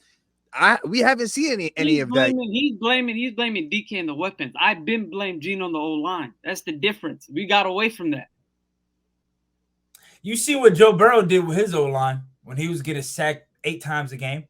And we did blame the O-line for that. We didn't say Joe Burrow. We didn't blame Joe Burrow for that, did we? No, because he still gave the ball to his targets. He still gave the ball to his targets. I mean, he's walking around with Jamar Chase, bro. He was 1-3 those first 4 weeks when he was injured. Yes or no? We didn't blame him for any of that. They were 7-5 the year they went to the bowl. That's not because of his offensive line. No, it's because he's injured. That's not because of his offensive line. We're talking about this year. This year is for sure his cast. Nobody We're talking about you're talking about Geno and his old line. I'm talking about a team. Geno, what am I saying about Geno? I said Geno's been playing horrible. Wait, but Geno been that bad though? Let's be real. Like, has he been that bad? I don't think he's been that bad. Yeah, I think it's kind of over exaggerated. He's been pretty bad though. He's been bad. I think it's an overreaction. It's been the defense doing a great job doing the defense really stepping up. Exactly. They're giving him a lot of chances, but I mean, yeah, you got to capitalize at the end of the day. But I don't think he's been that bad, though. I think he has a good arm, but I don't think he can read well. I don't think he can read defense as well. And that's just my so for flack right there. But I'm not going to lie. Listen, man, Seattle, their defense is going to be one of those teams that have a defense that's going to, keep them in the games forever. Yeah, one thing's for certain, he's going to get the ball back a lot. So I'm not in no way I shouldn't be talking about anybody's offense because my offense is probably the worst in the NFL. But I'm a fan of football, and what I'm seeing is what I'm seeing, So, yeah. But big ups to Seattle, man. 5-2, running number 1 in their division, right? Running number 1 in the NFC West, is it? Yeah, that's correct. They are number 1 right now. Niners are on a bye week, and then Seattle. I'm not too sure who they play this week, but we got the right now they do hold that top spot. But we do got to talk about your team before we move on to our NBA topics for tonight, man. The Pittsburgh Steelers. You guys are coming off a tough loss at home against the Jacksonville Jaguars. You was telling me all week they was gonna win this game, and George Pickens doing all of his talking. What's going on, man? Walk me through it, man. You guys are 4-3 right now. Kenny Pickett's status is up in the air for Thursday, but I'll give it to you. Yeah. So let me tell y'all one thing, man. I really like my team a lot. I feel like we're clicking. The offense is getting better week by week, and this week, we had a good start to the game. I mean, we had Deontay Johnson getting targeted 15 times in the first 3 or 4 drives, and he dropped 3 big passes. You know, it might have been the weather that was affecting them or not, but I guess they came to our house and they outplayed us in our house. You know, Kenny Pickett got hurt. That was a big hit for us. And then our defense, Minka Fitzpatrick gets hurt on the second drive of the game. Another big hit for us, you know. But at the same time, our defense is making these big plays. You know, we're getting the big stops. We're getting fumbles in the red zone against a team like Jacksonville Jaguars. We're getting interceptions from one of the so-called top 5 quarterbacks in Trevor Lawrence in the red zone. You know, we dismantle these teams, but it's the other side of the ball that messes us up. You know what I'm saying? But the thing about our offense compared to other garbage offenses in the league is we show you guys glimpses. Our offense compared to other offenses in the league is that we're 15, 20 years younger than them. You know what I mean? We got George Pickens, second-year wide receiver. We got Kenny Pickett, second-year quarterback. Deontay Johnson, still young in his career. You know, Pat Freiermuth, still young in his career. Broderick Jones, Joey Porter Jr., all our players are young, so I'm not too pressed. You know, we're 4-3 right now, number 2 in our division, and I feel as though that we just got to keep on winning, man. We got a pretty, I'd say, a neutral schedule. It's not the easiest, but it's not the hardest schedule. It's all winnable games. You know, the games that I think are toss-ups, maybe our divisional matchups when we end up going 1-1 with the teams that we're playing in our division, but we still have a high chance of we're 4-3 right now. We got a big win that's going to come to us in Tennessee this week. I know we're hungry. Hopefully Kenny's all right, you know, but we are going to turn it up, man, and finish the season. Hopefully 12-5, 11-6. You know, some people might think it's a hot take, but it's possible when we got one of the best defenses in the NFL. I feel like we have the best defense in the NFL. You know, statistics and all this little analytics might say different, you know, but you see us on the field and you see what we do, you know. So that's my take. Our offensive coordinator, you know, at the end of the day, what am I supposed to do, man? He's the one that's calling the plays. He's the one that's running the offense. So we just got to figure out what we got to figure out. You know, Kenny, you know, I got a new nickname for my quarterback. I call him Audible Kenny. You know, he's making audibles on the biggest plays. You know, we have elite talents, you know. I can't use 10 to 15 wide receivers, at least 10 wide receivers that'll dog an elite cornerback like Mark Humphrey like that one-on-one. But George Pickens, he's one of them. You know, we have those type of players, you know, just in their second year.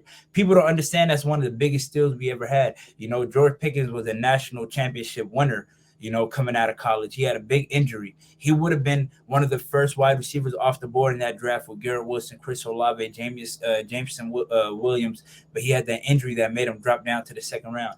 But now you see it as he's in the league and he's progressing. Rookie year, almost breaking 1,000 yards, you know, with Kenny Pickett not even starting the first 4 or 5 games of the season. You know, we have a quarterback. We might not have the biggest name quarterback, but hey, Kenny Pickett's 11-3 as a starter, 11-4 as a starter. That says a lot. You know, the last 12, 15 games, if you include the end of the last season stretch, we're one of the best teams in the NFL. So we just got to keep on winning games, man, and progressing year by year. I feel like this year, I feel a little more confident than being a 500 team and calling it an off season and then praying that we have another great season next year. But this year we have a chance to be in the playoff picture and finish the season 11-5, you know, 11-6, 12-5, you know. So I'm just here to have fun with it, man. Let's go. Yeah, I'll give you this though, man. George Pickens' numbers are like statistically on par with the Drake London's, Chris Olave's. I think you should say it's up to par with the Jamar Chase's, the Jalen Waddles. That conversation now. If we're talking numbers, you might have to slow your roll, man. Yeah, I was talking about the young cats, man. I was trying to give you kudos. Though. You just go another mile. If we're talking numbers. Fair enough, but I mean, statistically, like he's on par with the young cats. So I mean, he's the one that's kind of exceeded them. So he's having a good year this year. Yeah, give you that. Yes, sir. Anything you want to add about your Raiders, Bandit? I think stuff out there, man. I think we should just blow it up. To be honest, hey Josh man, McDaniels, free Devontae Adams, send Max Crosby to Seattle. DA gotta stay. Bro. DA gotta stay. Josh Jacobs said Max. What do you say? They asked him, man, what's the issue on the offense and what can be fixed? He said that, man, that's not my issue. Man. Keep it pushing. He walked off on the interview. Yeah, I mean, there's nothing he can do. He doesn't make the play calls, but I feel like we tried to implement the Patriot system, and clearly, I mean, you can't copy people, man. You got to make your own way in the league. And Josh McDaniels, he tried to do that with the Broncos. It didn't work. Now he's trying to do it with the Raiders. Clearly, didn't work. Yeah, I just feel like he shouldn't be a head coach in the NFL at all. He's a horrible coach. If he's coaching my team, at this point, I'm just expecting losses. So at this point, I'm kind of done with my team, to be quite honest with you guys. So for him to be the coach and knowing that the team's already at not elite level, but they still have some pieces, but to go out to get Jimmy G just because he was your guy in the Patriots, I kind of fucked up the mood. I feel like I really thought we were gonna make a bid for Rodgers. Really, that's why I was so hyped for this year. Because I mean, he was golfing with DA. They're tweeting at each other and stuff. And I'm like, all right, I'm about to get Rodgers. He picked his boy from the Patriot days, man. Exactly. So that's sick. I mean, Max Crosby though, man, phenomenal player right there. Mad Max, I think he's at 6 sacks this year. Not bad. That guy's a hooper. He had 3 tackles for losses today. He's incredible. He's fun to watch. I mean, he's kind of leading our defense, but it's a tough year though. It's a tough year. You know what, Bandit? It's all good because there's a guy here that's right there with you, right down there with you in the dumps, man. He's down there. He's struggling with you. He's fighting and trying to claw his way back into this fight, but there's just no fight left, He's coming to the Abdi, man. What's up, man? The start of the season, you were very excited. Jordan Love and talking about, this the next guy for the Packers. He's gonna take over Rodgers' throne. He's gonna, what's the issue? You would have thought he was the second coming of Tom Brady, man. The way he was talking about him. I mean, to be honest, I think pointing at the finger at Jordan Love would just be that's unfair. I think there's a lot of other issues going on. I think if you just if someone said Jordan Love is the biggest issue for Green Bay right now, I think that wouldn't be fair to him. If you're watching that Vikings game, there are multiple drops that happen. Maybe there's some couple throws that were a bit inaccurate, but Christian Watson had a play where literally hit him in his hands and he dropped it.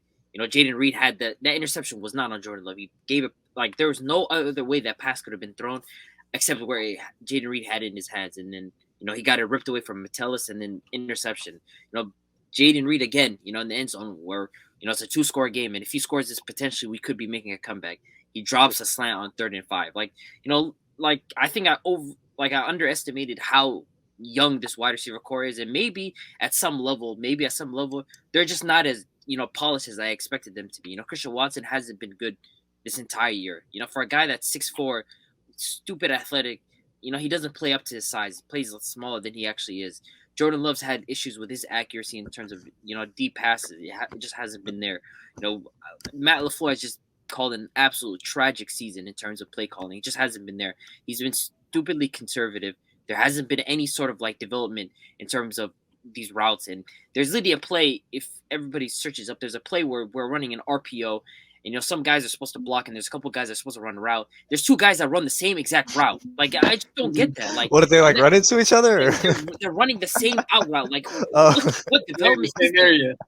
What is that's that? Nasty. And that's stuff that's been repetitive. But to be fair, though, I mean, we've seen this last year as far as when you guys went 8-8. If Rodgers struggled to get these guys to figure out the offense, if Rodgers couldn't do it, I mean. How do we expect Jordan Love to? Yes, I think it's fair to have some criticism against Jordan Love when it comes to accuracy in some parts of his game. But for me to completely levy the blame against him would just not be fair at all. Matt LaFleur has been absolutely terrible. These wide receivers, they've not been good either. Christian Watson, 6'4", I guess his guy up. He's been terrible as well this entire year. The Reed kid's been all right though. Been all right. He's all right. He's been all right. I'll give you that. Aaron Jones. Where is the touches for Aaron Jones? What's been? I don't know. I feel like LaFleur got something against Aaron Jones. I don't know what Aaron Jones did to his wife or something. I to this day I don't get it because Aaron Jones, he's active, he doesn't get enough touches, and then he doesn't play the next game because of injury. So I don't get it. And then defensively, I mean Joe Barry, I think I've spoken about this guy a million times. There's nothing left for me to say about Joe Barry. The guy's one of the worst defensive coordinators in the entire NFL. Our defense hasn't played exactly great. Jair, I think this guy's going to go right back on IR because This entire year he hasn't been good, and he's been nursing a back injury. And one thing about back injuries is they're repetitive. If you don't necessarily sit out for a period of time when you're nursing a back injury, it's been injury. Like the only guy that I can consistently rely on this defense is Rashawn Gary. That guy's an absolute monster, and there's a reason why we paid him today, because the guy's been phenomenal in the limited amount of snaps that he gets. So if I were to sit here and say Jordan Love's the reason why the Packers are shit, I think that wouldn't be fair at all. Like, I think there's multiple things that are going on at once, and you compound them into one big issue, and that's the Packers. Yeah, I agree. I wouldn't put all the blame on Jordan Love either, man. No. He's going to develop throughout the years. Like, you see certain, and I know he's been in the league for a while, but this is first time getting a full set of work, and adjusting to a team like this. Packers, they got a lot of big shoes to fill, man. You just had a Hall of Fame quarterback leave a statement here, man. Like, the city will never get over that. So I feel like just give him some time, man. Probably by year 3, he'll probably be in those conversations with other quarterbacks. But right now, just don't expect too much. Don't expect too much. I don't even think Abdi wants him back next year, man. Right now, I'm currently indifferent about how I can feel about Jordan Love, because it's like, I can say I want to blame him, but at the same time, it's like what is he working with necessarily? Like, he hasn't been great. Like, I'm not gonna sit here and say Jordan Love's been great, but there's been issues that are literally the play calling, the wide receivers, the old line, like all that stuff, adds up. It's like what Jerry Jeudy said. He's probably the worst messenger to say this, but for a wide receiver, there's a lot of things that need to go right. The quarterback needs to throw the ball correctly. The O-line needs to the blocker's got to block. The blocker's got to block. The play calling's got to be there. So it's like that for Jordan Love. I think the issue at hand, I really overrated how good Matt LaFleur is. The guy's just been awful. And it takes me back to when Packers fans were complaining, well, why does Rodgers always audible at the offensive line? Why is he always audibling?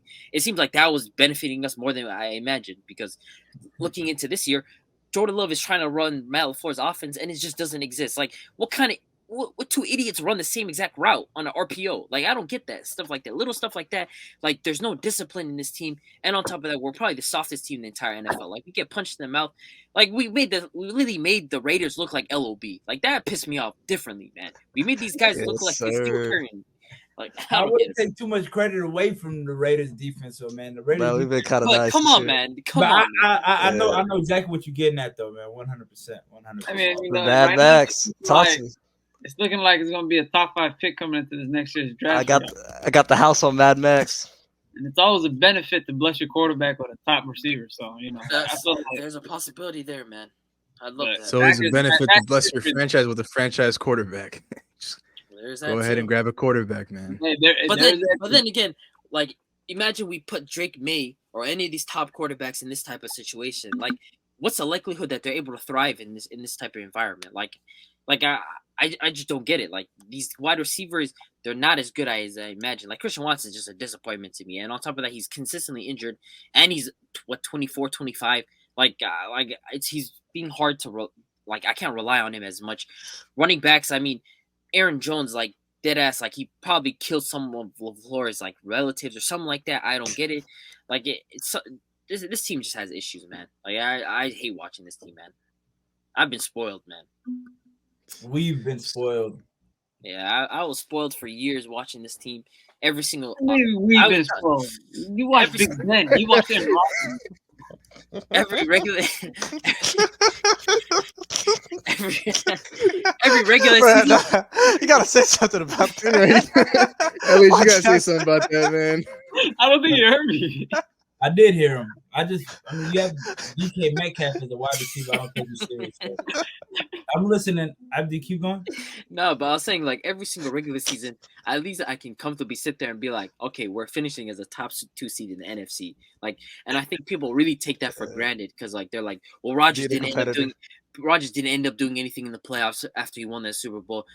Get this guy out of here. Let's rebuild. And now look at we're a complete sack of shit. We're just. That's what I expected out of Rodgers, though. I expected a lot more championships from. Yeah, Rodgers. That is fair. I'm saying that's fair, but at the same time, that's another argument for another day, though, man. That's fair, but at the same time, it's look at what the situation we're in now. Sometimes you don't know what you have until it's gone, and that's literally what the situation with the Packers. I mean, the story with the skill players. You enjoyed watching for 17 weeks. With Rodgers and bro, I could chill for 17 weeks because I know Rodgers and Devontae Adams are there. what the hell? Like I could go into any single week knowing 17 is gonna catch the ball and 12 is gonna throw the ball down. You know, like, you're going to back shoulder, DA every single time.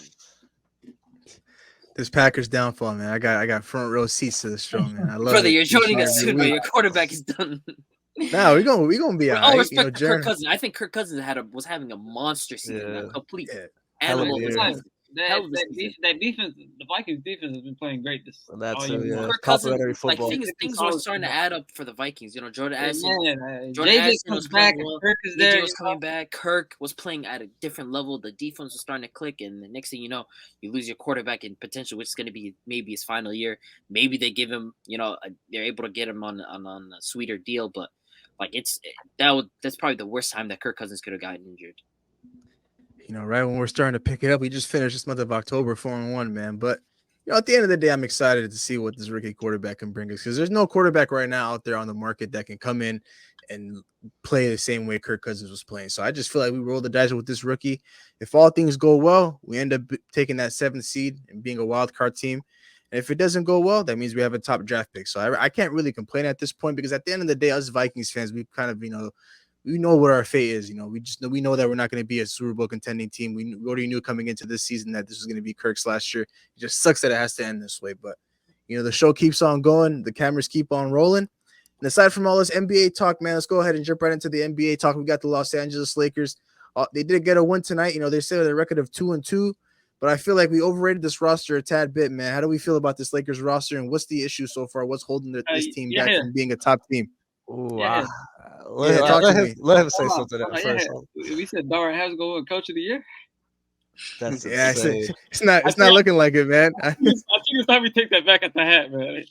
I mean, he's playing LeBron. He's playing the GOAT 29 minutes a night. He's trying to play LeBron James 29 minutes. It's not working. These rotational minutes that he keeps on playing and the substitutes, the way he's playing, I don't know, man. It's the same thing that I was complaining about last year when him. But it dates back to who though. Like you got to be the man to take over the team. I 100% agree with you on that. AD has to take over, and because LeBron's in the middle. This is what bro. I'm not gonna lie. Like I see it like this, bro. Like you got to accept who AD is as a player right now. AD is a 23 to 24 points per game scorer every single night. You're gonna get that from him. You're not gonna get 30 a night. That's just not who Anthony Davis is. You're gonna get 23 to 24 plus his elite defense, defensive player of the year caliber defense. That's who AD is. I think at some point people have to accept that AD is not going to be a consistent offensive creator night in and night out. He's not going to be a vocal point on offense. Some nights you're going to get AD where he scores 28, and some nights you're going to get AD where he scores 21, and that's just the reality of things. My concern is, what does LeBron James look like moving forward? Because if LeBron James is unable to play more than 29, 30 minutes, if he's on a restriction, what does his roster look like? Whoever's complimenting Anthony Davis, because when you look at it, it's potential that we probably overrated this roster because Gabe Vince has been garbage. Like he's 0 for 11. He hasn't made a 3 yet. Cam Reddish has been struggling. Christian Wood has been off. He's been giving good minutes. I'll give him that. Christian Wood. But the thing about Wood is the minutes that he gets, right? He plays great, and then we take him out, and then we don't bring him. I was about to get to that right now. I think it's the same with Rui. He plays good for 8 minutes, especially in the Kings game. Especially in the Kings rotations. Game. I think Darwin had made a big mistake with how he took out Rui when he was starting to cook. And he started to give, and I feel like this should have been the year where he started to give guys like Max Christie a chance because we saw what Max Christie looked like in the summer league. We saw what he looked like when he was given minutes. I think the kid is a really, really good player, but he hasn't been given a chance yet. And then on top of that, you have Austin Reeves, who's been starting to struggle to kick off the season. I expect he's not getting the calls. He hasn't found his footing. He hasn't found his rhythm. And so my thing about the Lakers is my concern is if LeBron isn't playing big minutes, who's going to complement Anthony Davis? Tonight you got 28 points from D'Angelo Russell, but this is against the Orlando Magic. You're not going to get consistently 28 points from D'Angelo Russell. LeBron played 35 minutes. Yeah, he played 33, 34 minutes tonight. You're not going to consistently get that from D'Angelo Russell. So really, like, who's going to be complimenting AD night in and night out? Because LeBron's at 19 points, 20 points, 21 points, and he has to get to 35 minutes to score those. So I feel like with the Lakers, it's just this early in the season, the way we're doing breaking down the minutes for each player is we're filling out the team. A lot of new faces in the locker room. It is a lot of new names on the roster. We're just filling everything out. Christian Wood great player on one side of the ball. His shots on offense stuff are sometimes questionable, and I don't like his lateral movements on offense at all. I'm sorry. But on defense, he's amazing. Cam Reddish, he's kind of a liability on defense from what I've been seeing. Cam Reddish is ass. But now that should have been expected though. Like say that too, but like do not count out Austin Reeves just yet. I would not say count out Gabe Vincent. He's a toss-up to me, you know what I mean? I feel like when he was in Miami, he fit right into that whole system.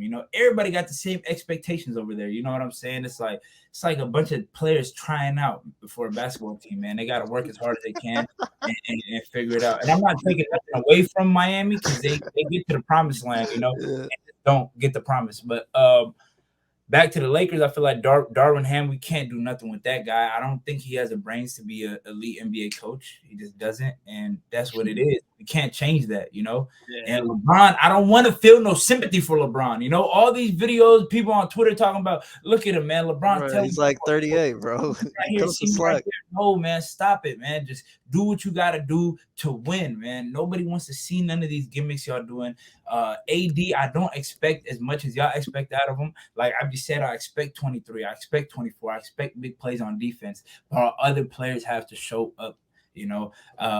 Sometimes I question why is D'Lo getting 41 minutes, but I'd rather have D'Lo getting 41 minutes than a dude like Gabe Vincent or Cam Reddish getting 41 minutes. You know what I mean? So I feel like we're gonna click. D'Lo playing 41 minutes takes minutes away from Rui and freaking. I feel like I should have just brought back Schroeder, bro. I just feel like D'Lo's the best facilitator. You know what I mean? He has the best vision on when we get in a half court set. He has the best vision. But we have egotistical players like LeBron that need the ball in their hands 24/7. You know what I mean? And I'm a true basketball guy, man. And it's not a 28-year-old LeBron no more. We got to figure out ways to win these games. You're not going to do that by LeBron rim running and missing it and then crying to the refs. That's not how we're going to win. We're going to get AD and D'Lo in the pick and roll sets. LeBron might have to play off ball at least 40 to 45% of the game. And that's how we're going to win. Austin Reeves going to keep the ball in his hand for 70% of the time. That's just how we're going to win. We got to just figure out ways to win, man. That's the type of team we are. This guy saying send LeBron to the corner and let D'Lo have fun with the basketball. That's the last thing. That's the last thing. I mean, you can take it in that way. But what I'm saying is we can't run the ball. We can't run everything through LeBron. That's why he's saying basically he should take plays. That's why we fell short last year. LeBron wasn't the reason why we won any of the series in the playoffs. That's what. Let me get to that. The two guys that stepped up, who were they? D'Lo stepped up against Memphis. No. But the two key guys, Reeves and Rui. Those are the two key guys that came in clutch for a lot of the big fourth quarters in the playoffs last year. Yeah, definitely. Those two guys have to take that next step this season. It's supposed to be those two guys supporting AD and LeBron. Those two guys can have off nights. Not really like off nights, but those two guys got to perform. They have to show up. That's what I'm saying. We paid those two guys. So I expect Reeves to come find his footing. But for me, Rui playing 8 to 12 minutes a game that's Darvin Ham's fault. You got to play your guy 20 to 25 minutes. We've seen how he produced playing a lot of minutes. We've seen how he produced when he was injected into the starting lineup. So for me to see his minutes get cut immediately going into the season, I don't know why, but it's a big issue. But for me, like the obvious question, who's going to step up? Those are the two guys for me. It's Reeves and Rui. You guys were talking a little bit about Anthony Davis, and you guys said the expectation for him is pretty much somewhere around like 21 to 23 points a game. Yeah, every single night. My expectation for him is one expectation, regardless of what these guys say. I need to see 28 and 13 or 30, 13 and 2. The thing is with Anthony Davis, though, it's like aside from that first game where he looked a little soft, even though he came out the gate. Last couple games been nice. He's had 30 points. He's had 30 points in 2 outings and over 12 rebounds every single game. So I feel like the thing is when Anthony Davis does good, right? When everybody hates on Anthony Davis and there's the game following that, he always performs, right? Just like how he did after that first game against Denver, puts up 30 and 12. But it's somehow, some way, if the Lakers don't win, nobody's getting the blame. Nobody's getting talked about on ESPN. Nobody's getting talked about on First Take and things of that nature on social media. It's just another Lakers loss. But all of a sudden, when the Lakers lose and Anthony Davis has somewhere around 17 and 9 or 21 and 10, like some low, very low to Anthony Davis' standards, that's when the conversation begins. I think the issue with Anthony Davis and the conversation surrounding him should be something about consistency. That's what he lacks. But when Anthony Davis performs and the Lakers still lose, people got to start questioning this whole roster and from top to bottom. They also got to start questioning LeBron James, because some nights AD has it going and LeBron doesn't have it going. Tonight was a little bit different. Obviously, D'Lo had it going, AD had it going, and you didn't really need LeBron to get it going. But against the Kings last night, you know, Anthony Davis had a monster game. LeBron James kind of had himself a very solid day. But at the end of the day, this roster as a whole, like LH mentioned, they're just kind of filling each other out. I feel like this roster is going to blow up a little bit at the trade deadline. A couple of guys that are on this roster right now will probably not be on this team post-trade deadline. I'm sorry to say this, LH. D'Angelo Russell is one of those candidates that's probably going to be on the move. Some team is going to take that deal. That's probably why they're giving them so much minutes. You know, they trying to have up the value. You know, add a little value to it. It's understood. Don't got to be explained. Yeah, I know the Sixers need a point guard. You know, so it's understood. Don't got to be explained. But I don't think we'll get anybody better than D'Lo. Uno on the Lake Show is what you're trying to say. Sixers need a point guard, man. You know, I feel like James Harden James Harden would obviously be a better fit for us. But we really don't know, honestly. You know, James Harden, I think it'd be a better fit for him. Bring a distraction to our locker room in a sense. You know, it's just everything surrounding. How's James Harden a distraction? The guy that led the league in assists last year. How's he a distraction? You gotta understand basketball. He plays ball. More than playing ball. You know, you have all ball. So what he has fun. I don't understand. You got to understand, man. The Lakers, when they have a big headline like, "Oh, James Harden is coming to LA," boom. Now that everybody's gonna talk about us winning the championship. That's expectation. It's not distraction. When we have the potential of winning the championship right now, listen. When we have the potential of winning the championship right now, if we get all our pieces together, you know, and then when we don't win the championship with James Harden, that's just gonna make us look even worse than we already are, you know. So it's just a whole lot of that. But I would say James Harden, you see, he led the league in assists last season, right? Am I wrong, right or wrong? That is correct. Right? That's correct. Having AD and LeBron and people that can shoot on the wings, man, he's gonna flourish and really be a floor facilitator, man. So he'll be definitely a better suit for us. But that Sixers situation is kind of weird. You know, I don't know who's gonna get Harden, honestly. It's good. I've been seeing it around, you know, but. I feel like, man, we just got to trust our point guards when we get in that half-court set, man. That half-court set, if you watch our games, it's just a whole bunch of ISO, try to force-feed AD. You know, our best AD plays come off of pick and rolls. I hate when we're 8 seconds into the shot clock and we're settling for a mid-range shot, which is a low percentage shot, you know, and then next thing you know, we have leads, or we're down by 2 or 4 points, and then we settle for dumb shots like that. Now it's a 14-point lead. Now we're going into the half down by 14. You know, that's Laker basketball for you, and we need to switch that culture over there, man. I just think the one thing that the Lakers have kind of gone away from in comparison to the year they won the championship in the bubble was just their defensive identity. I just feel like you guys haven't been able to play that type of defense. And I'm not too sure if that's like a Darwin Ham situation, or if that's like, you know, firing Frank Vogel, who was a defensive-minded head coach, or just not having the player personnel. I don't know what it is, man. Lakers don't play defense anymore. I think it's just personnel. You got LeBron James. You already know that guy's not going to play an ounce of defense. D'Lo's really not a great defender. Austin Reeves, he tries very hard, but you know, he's not a great defender at all. He can give you 100%, but he's not that athletic. He's not that fast. And I mean, AD's really. That's what I was saying. You guys are missing Schroeder. You should have brought him back. AD heart and soul of that defense, and AD does a lot for us there. A lot of other players can, you know, make a mistake and he can cover for them, and they can recover. And, you know, it goes a long way. I feel like the personnel is not really great defensive team. That's the thing, though, man. In that playoff run you guys had just last year, obviously before getting your chest kicked in by Jokic and Jamal Murray, you guys' defense was amazing. Perfect against John Morant and the Memphis Grizzlies, perfect against Golden State and Steph Curry and all those shooters. Obviously, you ran into the champs, and those guys were able to, you know, break down that defense. But I thought that defense, what we saw in the postseason, would carry over. Now, you know, obviously it's still very early. Obviously, it's only just 1 week into the season, but you still want to see some glimpses and some flashes. And you guys are missing Jared Vanderbilt, but I mean, everything just comes with time. Yeah, and once Vanderbilt comes back and gets inserted into the lineup, and you know, we'll see what happens. I mean, like I said, the two guards that we have defensively, they're not very well. So Vanderbilt has to chase a lot of these elite point guards when he's playing. And that moves Reeves onto a small forward or D'Lo onto a small forward or a bigger player like a shooting guard. It's tough for him to, like in the Warriors series when D'Lo was playing defense, it was tough for him to guard Wiggins. Wiggins is a much bigger, stronger, small forward. He's 6'8", 215. He's going to out-physical, D'Angelo Russell. And that happens when we have to make that switch to put Vanderbilt on Curry. Low-key, with Vanderbilt out or Vanderbilt like coming back, you guys can run this lineup of like Reeves at the 1, what's it called? Torian Smith at the 2, LeBron at the 3, Rui at the 4, and then AD at the 5. Like that's a crazy defensive lineup. It is a crazy defensive lineup, but we do take a hit on offense. Yeah, definitely. Like it's gonna be nasty. With the two guys that really can't really do much on offense. In Prince, where he's a corner center, and Vanderbilt that has no jump shot. So obviously, defensive, it's great. It helps, but that's a good closing lineup if like you need the stops. Yeah. So defensively, like I said, AD is a heart and soul. The way AD goes, we follow him. But he's gonna lead us to the path, but.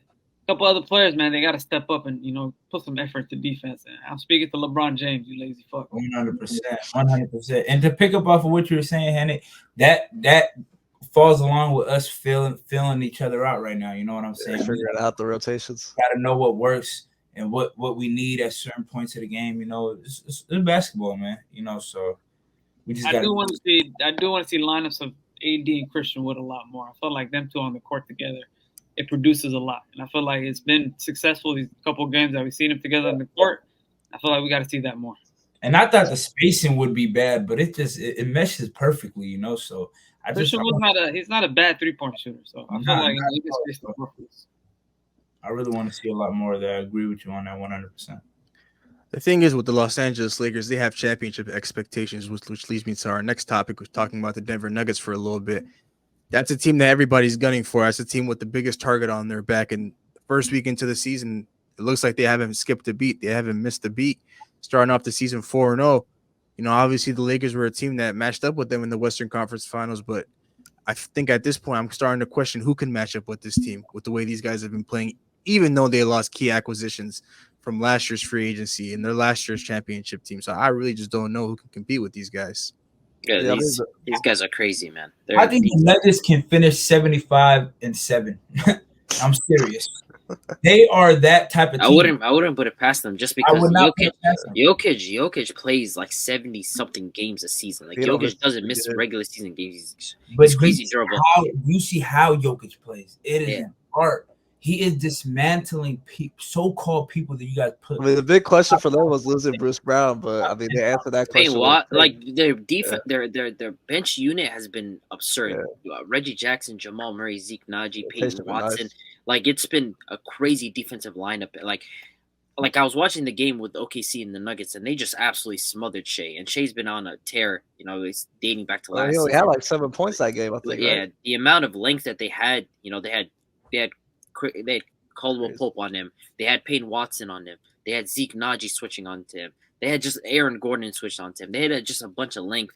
So even if we have question marks about Jokic's defense, and even then, a big part of defense is rebounding, which Jokic does an amazing job of. Like a huge part of rebounding is just ending the possession, and that's what Jokic does better than anybody in the league in terms of his rebounding. And so when you have that, and you have Aaron Gordon, Michael Porter Jr. Rotating over to help, you have Jamal Murray in his shot making case. Like the team is just like. When we talk about balanced teams, that's as balanced as you get. You want guys that can cut. They have guys that can cut. You have guys that want to be shot makers. You have Jamal Murray and you have Michael Porter Jr. You have Jokic there. You have post threats in Aaron Gordon and Jokic. You have defensive guys in Christian Braun and Peyton Watson. Like they have a bunch of stuff that they can do. Like the team is just complete, man. Yeah, 100%. No holes. No. LA said what? 75-7? I said 75-7. Man, it's possible. What are they at right now? Like what? No loss. 4-0. Or no. They might coast. So you never know. Yeah, they're not. They're 75-7. Yeah. If they play every single game, they can Nuggets would be the that. type of team to chase that type of record. They might just coast. Yeah. But I think there's a high possibility of them repeating a championship season. No doubt. For sure. That team. They have the greatest player. They have the greatest player on earth right now. You know, Jamal Murray. I think a huge gap is opening between player 1 and player 2 now. Whoever's that second spot, because every single night Jokic just putting up 27, 10, and 9, 20, 26, 12, and 15. Like he's putting up these monsters. And like, do we even know who that player 2 is yet? Like we know Jokic is 1. Like do we even know who player 2 is though? That's how far the gap is going. Well, it's like maybe Tatum. You would say. Well, as of right now, like I'll say Luka probably. Luka's been on 100%. Tear right Curry been hooping. Yeah. I'll put Curry number 3 behind Luka. Back-to-back 40 balls, like he's going crazy. Like, but there's just a wider gap open. Like if Jokic ends up winning like a championship this season, like I don't think anybody can even touch him again for a while, because like then it's like he's not even gunning for guys in this era anymore. He's gunning for guys in older eras at that point. Like he's coming for a lot of bigger names. So it's more legacy based. He's chasing Tim Duncan and the boys. Yeah, he's cementing himself as a top 10 player of all time, and where he ranks in that top 10, it's going to be an interesting discussion. But aside from the Denver Nuggets, man, let's go ahead and move on to our last topic of tonight's episode, which is the NBA Rookie Watch. We'll go ahead and give an NBA report card, man. Who's been watching a lot of basketball this past week. A lot of rookies have been on display. Who's been the best, who's been the worst? I'm going to go with my guy, B. Mill, man. I really like Brandon Miller. He's such a smooth scorer, and I feel like Charlotte is winning their gamble as of right now. They picked him because he's a better fit for that team, that offense, and he's just, you could tell he's poised. He plays with confidence. He plays with swagger, and he's here to show you guys that he's going to be here for a while. He's shooting at a very high percentage. He's not shooting shots that are wild and outrageous. He's getting to his spots, and he's playing with grit, and that's one thing that Charlotte is missing. Sometimes I forget Charlotte's an NBA team, man. Like, just a bunch of young cats, young personalities, fun people on that team. And I feel like Brandon Miller is, even though he's young too, but he's given another face to look at and bringing more seriousness and eyes to that team. And I'm really liking Brandon Miller so far. Yeah, he's getting to the spots. For me, it's been 2 guys really. Number 1 from OKC, Chet Holmgren. Like I've been preaching about Chet for multiple years now, 2 years ever since I saw him at Gonzaga. Like you don't get 7-footers with that type of mobility and that type of length, and just not think that they would not be destructive, to an offense. Like he's come in and he had a game where he had 7 blocks against the Cavs. Like he's just been utterly destructive on the defensive end. Like the guy's length has just been bothering teams. Tonight, I was watching them against the Pistons, and it felt like guys like Ivy and Cade Cunningham and Jalen Duren all struggled when they'd seen Chet at the rim, because he's such a deterrent, and that's the importance of having a rim protector. On top of that, his offense has been a plus. The guy moves very smooth. He's a good outside shooter. Above the break, he can put the ball onto the floor, and he gets to the cup. I feel like this guy's skill set just complements Shea and complements that entire OKC roster and exactly what they want to do. So I've just been proud to see what Chet's been able to do. The guy's been tearing it up, in terms of what he's been brought to this OKC team. And then my second guy is Asar Thompson from the Pistons, man. The guy is just a role play. When you talk about a guy coming in knowing his role, this is a guy that came in and knows his role. Sheet stuffer. The guy's been averaging 10 rebounds, 2 blocks, and like 2 steals. Like he's just been everywhere with his team. And on top of that, his passing has been good. And that's what I like about these Thompson twins, man. Like you could tell that they pay attention to the game a lot. They're not trying to do too much. Even the men, it's been a bit of a struggle to start off, but they don't try to do too much. They do exactly what they're able to do. And Asar, whatever the team's been asking Asar to do, he's done. I saw him go from guarding Zach LaVine to the next night today guarding Shea, and every single time I've seen him in possession, he's competing with these guys. Like he's not backing down from nobody. I like what I've been able to see from him. Like he's just been all over the floor, and role players like that, man, you just gotta appreciate, because you don't get guys that are averaging 10 rebounds, 2 blocks, and like 2 steals, and already like a top 5 wing defender in their first year. It is only 1 week, but this guy's just been phenomenal. Those are the ones that's gonna last, man. Like the way those twins play, and it's like know your role for now, because your role is only gonna get bigger and more important as we go, man. And just that whole Pistons team in general. Like you have a bunch of dogs. Jalen Duren's kind of ridiculous. Beast, he's a freak in nature. Even he might even lack size compared to other big men, but he doesn't lack physical ability, movement. He's like 19 too. It's crazy. And he's a child. He's a child. Who else? Cade Cunningham. Cade Cunningham. I mean, all those debates, Jalen Green, Cade Cunningham. I think we're starting to realize they're two different players. One has the potential to be one of the most elite scorers in the league. One has the potential to be one of the best point guards in the league. It's two different levels. So, but what I like about Cade Cunningham is he has veteran swagger, and that's helping the Thompson twin, and that's helping Durant, and just that whole team, man. I feel like Jaden Ivey, he's gonna find his way in. I don't want to count him out yet. Like, we're too quick to count out the young Bulls. He had a good game today as well. He had 20 points. Back-to-back Very solid game. Yeah. He had 16 the night before. So Ivy's becoming a very solid 6-man. That's what they need. He might have to be that. His career trajectory might be like Malik Monk's in a few. The thing is, all like the issue where it came from Jaden Ivey was trying to adjust to playing Cade. I think that's why they decided to bring him off the bench, because last year when Cade was out, he was running the point guard, and so that's where he was a little bit more natural being able to play. It's kind of a hybrid point guard, shooting guard, and then now Cade came back and they're just like, well, let's adjust his role. And when he's coming off the bench, he's not really overlapping with Cade. He gets to run the offense in of himself. So I think that's where he kind of finds his benefit. And that could be a role for him, where he's coming off the bench averaging 18, 19, giving the 5 assists. And that could be the punch that they need.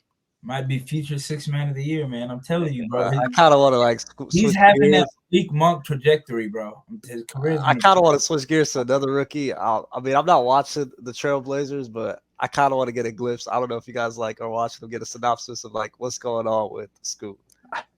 You reading my mind, man. I was just gonna ask that, man. Scoot's struggling. What's going on? What's going on with him? I think it's just for Scoot, one of the bigger issues is just the adjustment to NBA play. I think point guards, historically, when the initial part of just getting into the NBA, it's different for Brandon Miller. I'm going to give him his credit. The guy has been playing really, really solid. But at the same time, Brandon Miller's role is not necessarily advanced in what they're asking him to do. He's attacking closeouts where LaMelo Ball is driving for him. He's hitting his outside shots. He's doing what's necessary of him. Scoot Henderson's being tasked with running an NBA offense. And I think for rookie guards, especially point guards, that's a bit tough. You saw Cade Cunningham struggle initially when he got into the league. That first week, he really, really struggled. You saw LaMelo Ball struggle as well. You saw Lonzo Ball struggle as well. You saw a bunch of these guys when they first entered the league. Darius Garland got voted one of the worst point guards in the entire NBA, his rookie season, which I feel like it was a crazy thing to say because of how talented Darius Garland is. I think for Scoot, one of the issues has been is his jump shot, his outside jump shot. He's been a little bit more reliant than I thought he'd be. He's going to it a little bit too much. When he's gone to the basket, that's where he's found success. And so I think for him, it's just the adjustment of being a point guard and understanding NBA offense. It takes guys time when they're the point guard. I mean, Jamal Murray, he missed his first 17 shots when he got into the NBA. I think that was a rookie. That was a record for a rookie. And so it takes guys time to kind of get adjusted and get an idea when he attacks and he's aggressive. And I think the decisiveness, that's where you will see Scoot Henderson start to get better and pick things up. I think people are already, rushing to conclusions and having victory laps after 3 games or 4 games where they're talking about, well, you look at the Hornets are proven right. Brandon Miller's a good player. I don't think anybody said that, but we're talking about Scoot Henderson's ceiling and who he is as a player. And I think if people give him enough time and allow him to grow into that role of being a point guard. And on top of that, Chauncey Billups is an absolute clown. I don't know what the Trailblazers are doing, because how can you have a lineup where Robert Williams and DeAndre Ayton are on the floor at the same time? What the hell is that? It's a clock tape. And nobody has talked about why is Matisse Thybulle starting for this team? I just don't get it. Why is Matisse? He is a net negative on offense. I don't know why he's playing there. They should have Shaedon Sharpe there. So for Scoot, it's just the adjustment. I think once he understands that he needs to stop being reliant on his outside jump shot, things are get easier for him. That's an amazing, sorry to cut you off. That's an amazing breakdown right there. I agree with you 100%. Wow. And what you said about Brandon Miller is 100% true, and his role that he's playing right now, it does not affect anything that he's brought into the league. He's done exactly what he's needed to do. He's doing exactly what he needed to do, and also in the same way, getting those same looks that he was getting in college. So it's all just transition. They're not asking Brandon Miller to do anything that he hasn't done before, attack closeouts. Be able to shoot whenever the ball gets to you. Yeah. Be aggressive when you get the chance. Versus Scoot Henderson, where he's running an NBA offense and stuff like that for a rookie guard. It gets confusing, man. Stuff like that. It's an adjustment. Darius Garland, Cade Cunningham, LaMelo Ball, Lonzo Ball, Jamal Murray. You can keep going to the list of guys that struggled in it. John Morant in the beginning of the year. Trae Young, like we saw what Trae Young looked like in the summer league, his rookie season. I mean, the guy was downright awful. People are saying, "Yo, this guy's gonna be a bust." I think Derrick Rose had a bad summer league too. So it takes guys adjustment to understand NBA speed. Like Scoop probably came in thinking like, "Yo, like I'm more athletic than these guys," but at the end of the day, the NBA is full of athletic guys. Scoot Henderson's an amazing athlete, but it's gonna take him time to adjust to how an NBA offense works.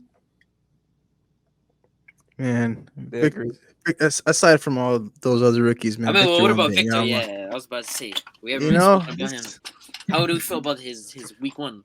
He's number 0. I ain't gonna lie, but it feels like the Spurs' offense is hilarious, bro. Like I can't count how many times this guy has a cross match, right? He sets a screen, he has a smaller guy on him.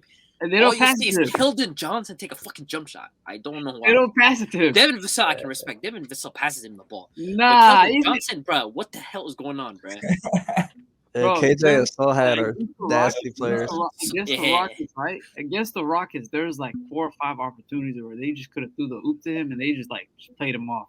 Yeah. Literally just played him off. I think Pop called a timeout and just got mad. He was like, bro, just throw the ball to him. He's wide open every single time. I'm just like, sooner or later, they're going to find the rhythm. They're going to start finding him a lot more. But, I mean, also on the defensive end, it's been kind of an adjustment for, like, a guy like that because, like, he's, like, 7'5", obviously 7'4", we know that. And so, like, in his mind, he's thinking, yo, I can block any shot. And and foul trouble has been an issue for him, in a lot of these games because he's thinking, like, what the hell, I'm 7'3". I've blocked a ton of guys before. Rockets game, or was it with the Mavs game? He got in foul trouble. He got it's an issue. It's gonna be something that corrects. It's the same thing for Chet today. Chet had some foul trouble issues just because when you're a young rim protector, you're gonna get excited at the idea of trying to block everything. Like you're gonna say, I'm gonna block that guy and block him. And so for Wemby, it's been an all right debut. I think he showed some moments. They're letting him switch on everything. I feel like he doesn't have to switch on everything. He can just he got to be a roamer, if anything. Yeah. Yeah, he doesn't need to switch on the point guard. He doesn't need to follow the shooting guard every time there's a screen coming or something like that. Let the guard go through. Let him try to fight through the screen. If it does come to a switch, then switch. But if it, just sit back, relax, see what the offense gives you as an option, then play like that. But the foul trouble, it's surprisingly it is an issue. But I mean, 15 right now is a 15-7 and like 2 blocks. He's playing pretty rough. Pretty good. Him and Chet average literally like the same amount of stats. It's 15-7 and 2 blocks. And I feel like they're playing pretty good. And those are the 2 rookies for me. Like I said, they're 1A, 1B rookie of the year, and Chet's playing phenomenal. I feel like on the defensive side of the ball, he's showing a lot. So, shout out to him. It's just a lot of growing pains for the San Antonio Spurs because obviously these guys have never played with a player like Victor Wembanyama just based off his size and his height and everything like that. And I feel like the one thing that I like to see moving forward from this team is just the fact that, Victor Wembanyama needs more touches, man. Obviously he took about 19 shots in that Houston game, but that first game when he was dealing with foul trouble, even when he was out there on the floor, he really wasn't getting a lot of looks. And this past game against the Clippers, only 10 shots. I feel like Greg Popovich has to stop easing him into this offense. Victor Wembanyama is his best player, and they need to, build an offense around his best player. And I think that's just only gonna grow as the season goes on. As the games go on, he's gonna get more and more touches. And I feel like, right now he's sitting at 15 points per game, but I think at the end of the season or at some point in December or January, he could easily be touching about 18, 20 points per game just based on the fact that there's absolutely no guy that can guard him. Like you mentioned, Big Ish, they just start throwing these easy oops. It's the easy free 2 buckets, man. You just get back down on the court, start playing defense again. But it's been a nice. Has there been any standout guys to you now outside of rookies in general? Just any guys that kind of stood out to you? I think y'all brought him up already. Jalen Duren. He's been an animal on the board. Jalen Duren's one. Yeah. For me, it's been Cam Thomas, man. Cam Thomas. What the hell has Cam Thomas been on? Yeah, Cam Thomas. Another 30-piece tonight too. I just remembered that. He a different beast. Offensively, he got the Tyrese Maxey as well. He's been red hot. Yeah. I'll bring up Tyler Hero if I have to too. Tyler Hero. That's where I was gonna go. That's where I was gonna go. Tyler Hero. I feel like Tyler Hero blends in a little bit with the culture that he had with role players, and sometimes it overshadows his superstar. I feel like he's a superstar, man, and he deserves his credit, and I feel like he's only getting better. I really like Tyler Hero, plays with a lot of grit, has a very smooth offense, you know. So if the Heat keep up their flotation, man, it'll only get better with them. This one's we gonna got to talk surprise you about guys a Zach lot. LaVine, though. We got to talk about Zach LaVine. 50 Oh, points and they still lost, bro. That's your Bulls, man. That's your Bulls. That's just what the season is gonna be like for the Chicago Rough Bulls patch. team. You know, it's like Zach LaVine puts up 50 points, no assists, and these guys are still losing to the Detroit Pistons. And then obviously they got a good win tonight against the Pacers, but this season is going to be up and down. At some point before the trade deadline, the Bulls organization is just going to realize they have to blow it all up because you just can't keep all of these guys. DeMar DeRozan hasn't been playing, you know, as he was playing a couple of years ago, these past couple of seasons. And Zach LaVine, even though he had a couple of off nights to start off the year this first week, you know, that 50-point performance was amazing. Tonight he was amazing as well. So at the end of the day, man, the Chicago Bulls team, it's just you know, this team is about to blow up any minute now. So at the end of the day, it's a ticking time bomb. Each and every day goes by. You know, if you never know if Zach LaVine and DeMar DeRozan are going to be on the team tomorrow or the day after that. So that's just one thing. After the team meeting, the first game, game. Having a team meeting with your head coach after game 1 of the NBA season. Yeah. It's just a ticking time bomb, bro. Like, and then the head coach Billy Donovan coming on and saying, "I honestly don't know what they were talking about. I just walked in and walked right back out." Like, that's the guy that needs to get fired as well. They got to empty out the house. Crazy. But I expect that though. So I expect that for them to empty out the house soon. The one guy that I do want to get to that I want to give, you know, huge, you know, all of his flowers to this first week of basketball. Wait, can I guess though? Yeah. Is it Chris Paul? It's Chris Paul. Thank you. It's Chris Paul, man. I've watched every single Warriors game this season. So far, they're 3-1. I watched tonight's game as well. Chris Paul has been amazing for this team. And I try to tell you guys to start off the season that, you know, although they traded away Jordan Poole, you have to start opening up to the idea of having Chris Paul on this team, man. Having Chris Paul on this Golden State Warriors team has been nothing but a plus. I think he has less than 5 turnovers and over 20 assists with this team, and he's doing what they're asking him to do. Pretty much just run the second unit, get guys the ball in the right spots. He's making Steph Curry's job a lot easier, and nobody would have ever expected that coming into this season. They started off the season without Draymond. They had Draymond these last couple of games. I thought it was going to be an issue for Chris Paul. He came off the bench, commanded the second unit. He was playing with a couple of non-shooters. He's playing with GP2. Kuminga's been pretty much an up-and-down shooter.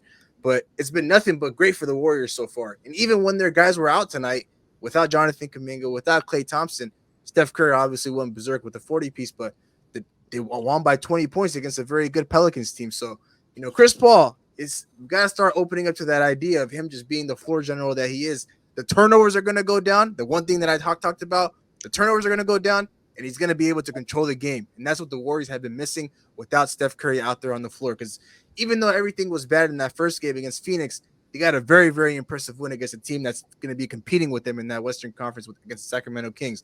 And obviously, they went to 7 games last year, but it looks like the Warriors got their numbers so far going into Sacramento and winning a very, very important game to start off the year, man. But that's the one guy I got to give my flowers to because everybody was hating on him, you know, CP0 rings and all of that.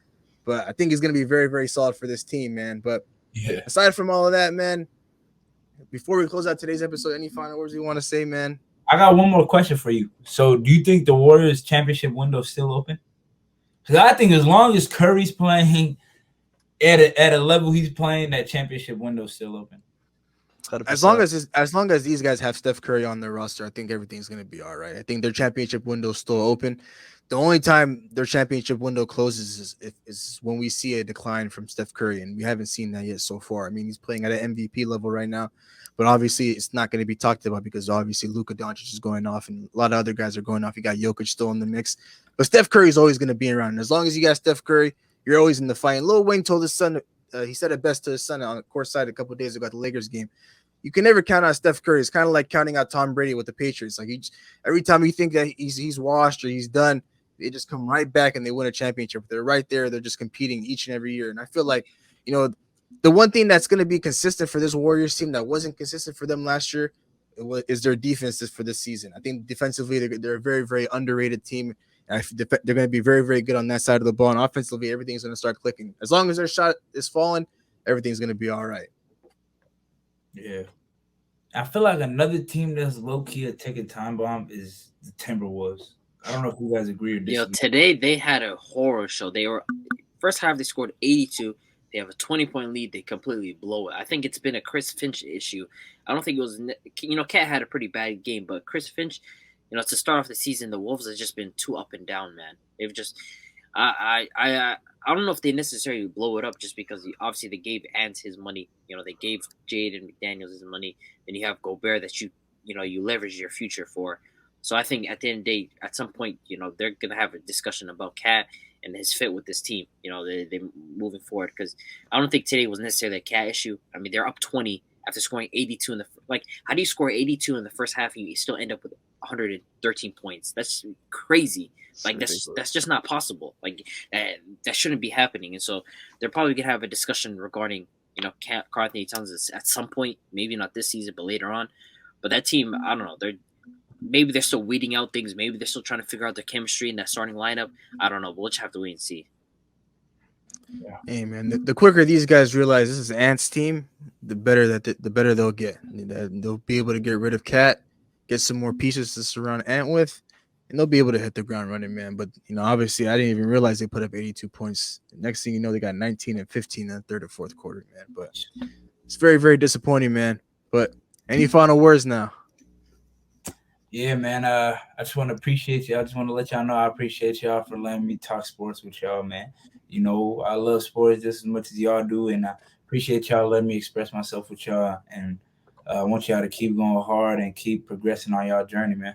ESPN soon. Appreciate it, man. Thanks for letting me on, man. It's always a journey. It's always a good time talking to the fellas and chopping it up, man. Appreciate you. Always welcome, man. Yes, sir. Hey, man. We'll be back. We'll be back. Always a pleasure, man. Like I said in the beginning to start off this episode, man, you guys ain't special guests no more, man. You guys are regulars on this show. You guys give us a call. You guys always got a spot on this episode, on this show, on this podcast, man. But of course, as always, we appreciate you guys for setting aside some time to come and chat with us about some ball and about some football and some basketball. But I'm gonna go ahead and close out this episode here. Thank you so much for tuning into today's episode. We really appreciate your love and support. We'd greatly appreciate it if you like, comment, and subscribe to our YouTube channel at New Media Podcast. And for those of you that are watching us on YouTube, all of our social media handles will be at the end of this video. And if you're listening to us on Apple and Spotify, if you go to our Instagram page at New Media Podcast, you'll be able to navigate yourself to all of our social media handles there. So once again, thank you so much for tuning in. Bandit, LH, thank you so much for tapping in. And of course, we'll see you guys in the next one. Peace. Next time. Record a new hit, then we making us a film. Wouldn't sign a deal if I got a couple mil. Been in the lab, now they throwing out deals. Me and LH, now that's overkill.